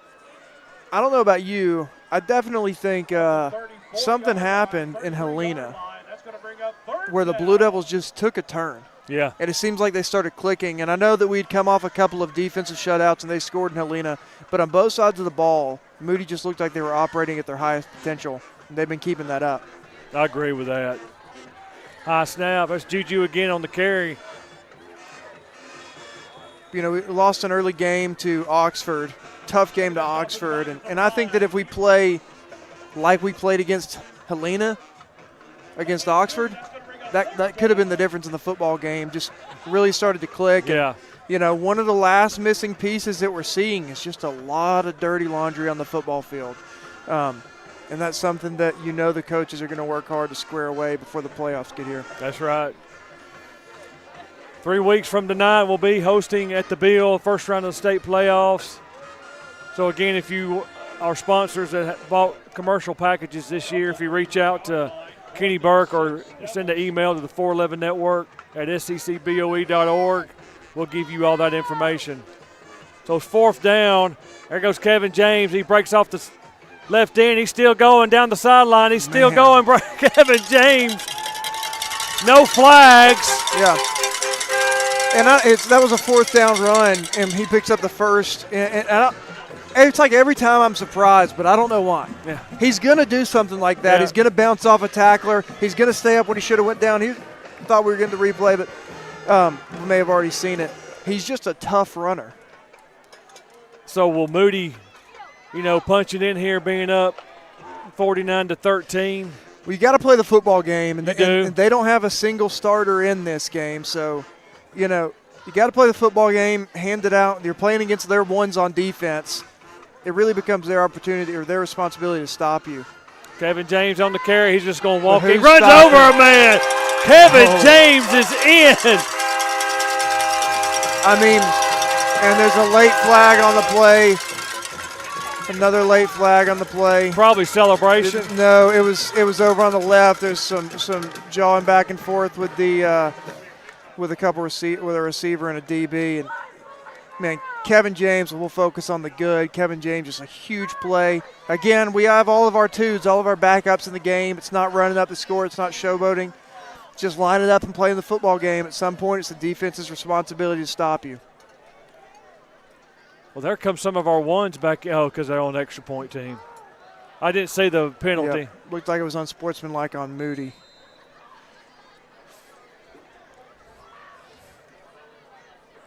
I think that's Will Yates. 2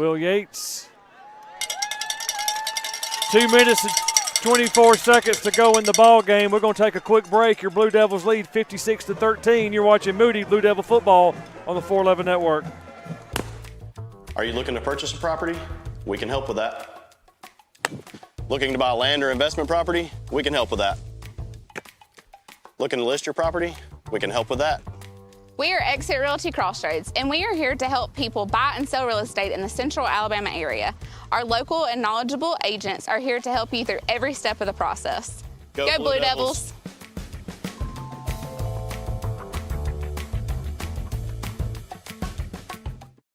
You think this is just a gray metal box, right? Let's get a little closer. Closer. Amanda brand gas furnaces are designed, engineered, and assembled in the USA. So this baby is true red, white, and blue. Oh. Welcome back to the 411 Network. Your Blue Devils 56, Springville Tigers 13. Right now, the big lead back when you played, Brett, is score is going to look like it's going to hold unless something happens here with 2 minutes to go in the ball game. You never know. It says on my watch it's 53 degrees. I think that my watch is wrong. It feels a bit cooler. I think your watch is wrong. Yeah, some smart watch, huh? It's always a bit colder when you're standing still. Good kick from Cal Overton.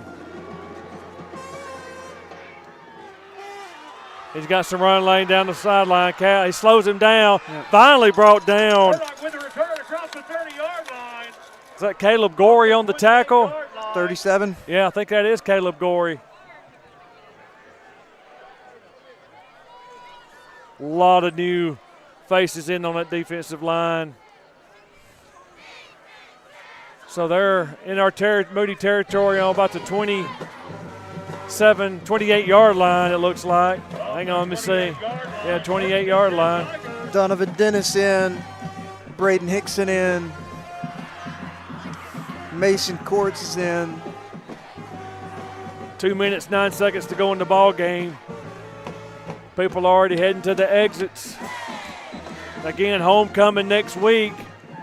Timeout. Springville homecoming next week. We're going to take a quick break. You're watching Moody Blue Devil football on the 411 Network. When roofing problems arise, homeowners only have one question: can you help me? And at Revolution Roofing, the answer is absolutely. And we'll help the right way. That means a free roofing evaluation, quality workmanship on the project, and open communication throughout the process. We're also licensed and insured and provide a lifetime warranty on all new roofing systems. Plus, Revolution Roofing is a local company. We live and work in this community, so we are always around. Contact us today for a free evaluation. Excellent care for your trees starts and ends with us. Backed by a 15-year history of integrity and safety, we're dedicated to preserving the health of your trees while ensuring the safety of your home.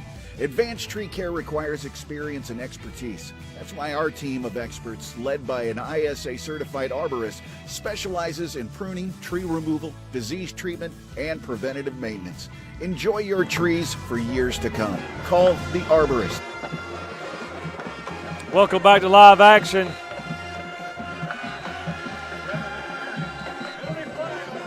Now we got another flag and we got an injured player from Springville slow getting up. Man, these flags. That's number 25, Gavin Weber, the running back. A lot of younger folks in for Springville as well. At quarterback, we've got a new face, Cooper Dorsett, number 13, listed as a sophomore.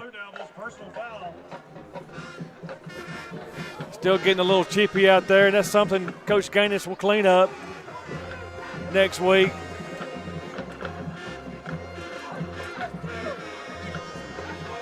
While they're getting this sorted out, I'm just standing down here talking to Marshall Teofilo, and he showed me his helmet. Now, this is the first time I've seen this in high school. The young man has been hitting so hard, his helmet is busted. Wow. He is a Bash brother.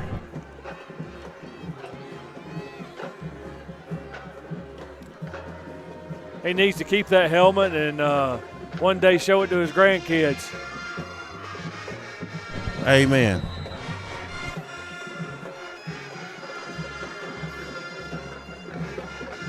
Well, Springville knocking on the door, a little toss, sweep, and number 12 on the carry. Looks like Nathan Hurt. Brought down by a host of Blue Devils, still swarming to the football. Great to see these young guys eager to make a play. As I mentioned earlier in the broadcast about Mason and Madison Teofilo, they do a lot for this program, bringing the equipment up every Friday.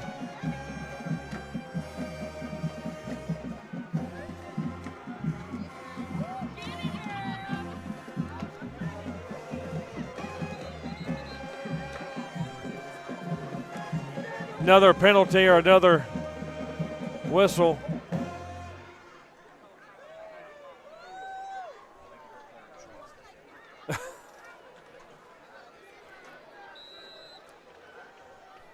Clock starts to run. So fullback dive.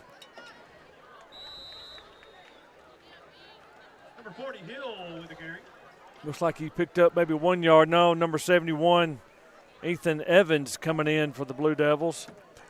78 Mason Courts is in on that tackle for the Blue Devils. We're under 1 minute to go in the ball game. Springville's just letting that clock run. Homecoming next week. Need to pack the bill. Stay with us after the ball game. Willie Strickland will talk to Coach Gaines. Number 13 on the carry. Again, that's Cooper Dorsett, young quarterback. Clock stops. 5-yard gain on the play. Picks up a first down, Tigers. So it picked up a 1st and goal for the Tigers. Ball's on the 3. Yeah, looks like they want to punch it in here before this game ends. But they're not going to. He's not going to get it. Ball's on the ground. We pick it up. Oh, my We're trying to advance it. He wants it so bad. Wow. I can't tell who that is. Looks like maybe Will Fisher caused the fumble. Man, I can't tell who picked it up. I can't either. They're swarming him. Who is that? Number 10. Number 10. That's Caden Cofield. Yes, it is.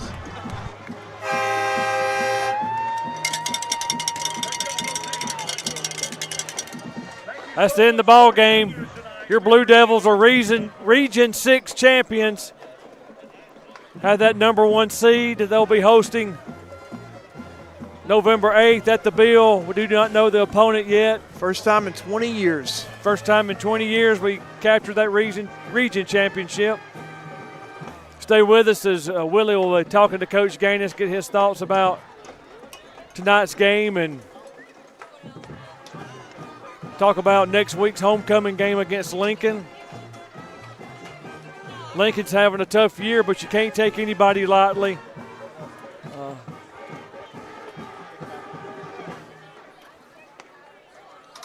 As the fans were waiting to get onto the field, congratulations to the Moody Blue Devils for getting that Region 6 championship. It's been a long time, as you said, 20 years.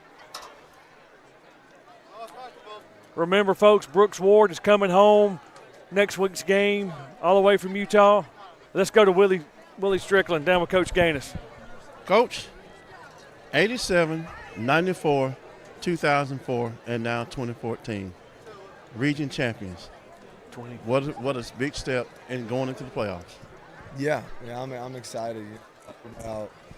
This wasn't a goal for us. We never talked about it one time, but it's definitely okay to get it on the way to the ultimate goal. And so I'm really proud of our guys. We've been 4 points away, 2 years, 4 points combined away from this being our third in a row. But for us to be able to get it tonight on the road, it's sweet for sure. And I thought our kids played really well. Defense, all the young bucks, getting that stop right there at the end, getting the turnover is awesome. A couple of bad snaps, little miscues, things like that happen.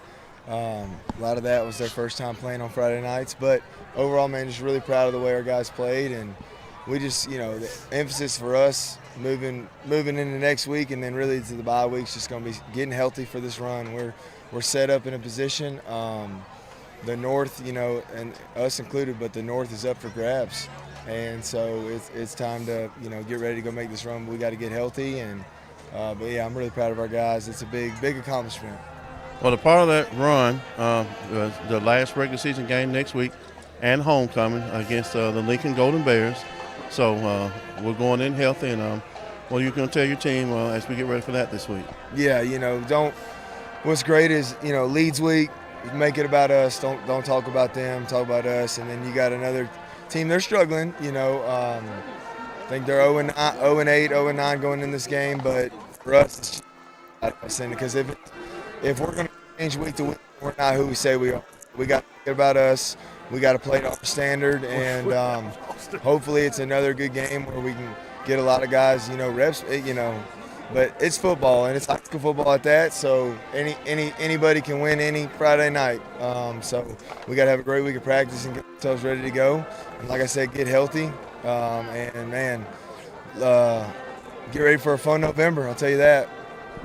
Amen to that. Well, Coach, congratulations on that region title tonight, and congratulations on the win tonight, and look forward to seeing you guys next week for homecoming. Yep. See you guys next week. Appreciate you guys. Thank you, Coach. There you go, guys. All right, Willie, thank you. We're going to go ahead. It's cold, and it's going to be hard to try to interview some players, but I'll talk to some during the coach's show. We'll film that Sunday and broadcast it on Wednesday. Again, we want to thank everybody involved in the 411 Network. We missed Ashlyn Cook. Hope she gets better soon. Thank Eric Parsons, all our camera people from high school helping, along with Brett Staggs, Willie Strickland. I'm David Simpson. Remember, homecoming at the Bill next week. We'll see everybody there. Go Blue Devils.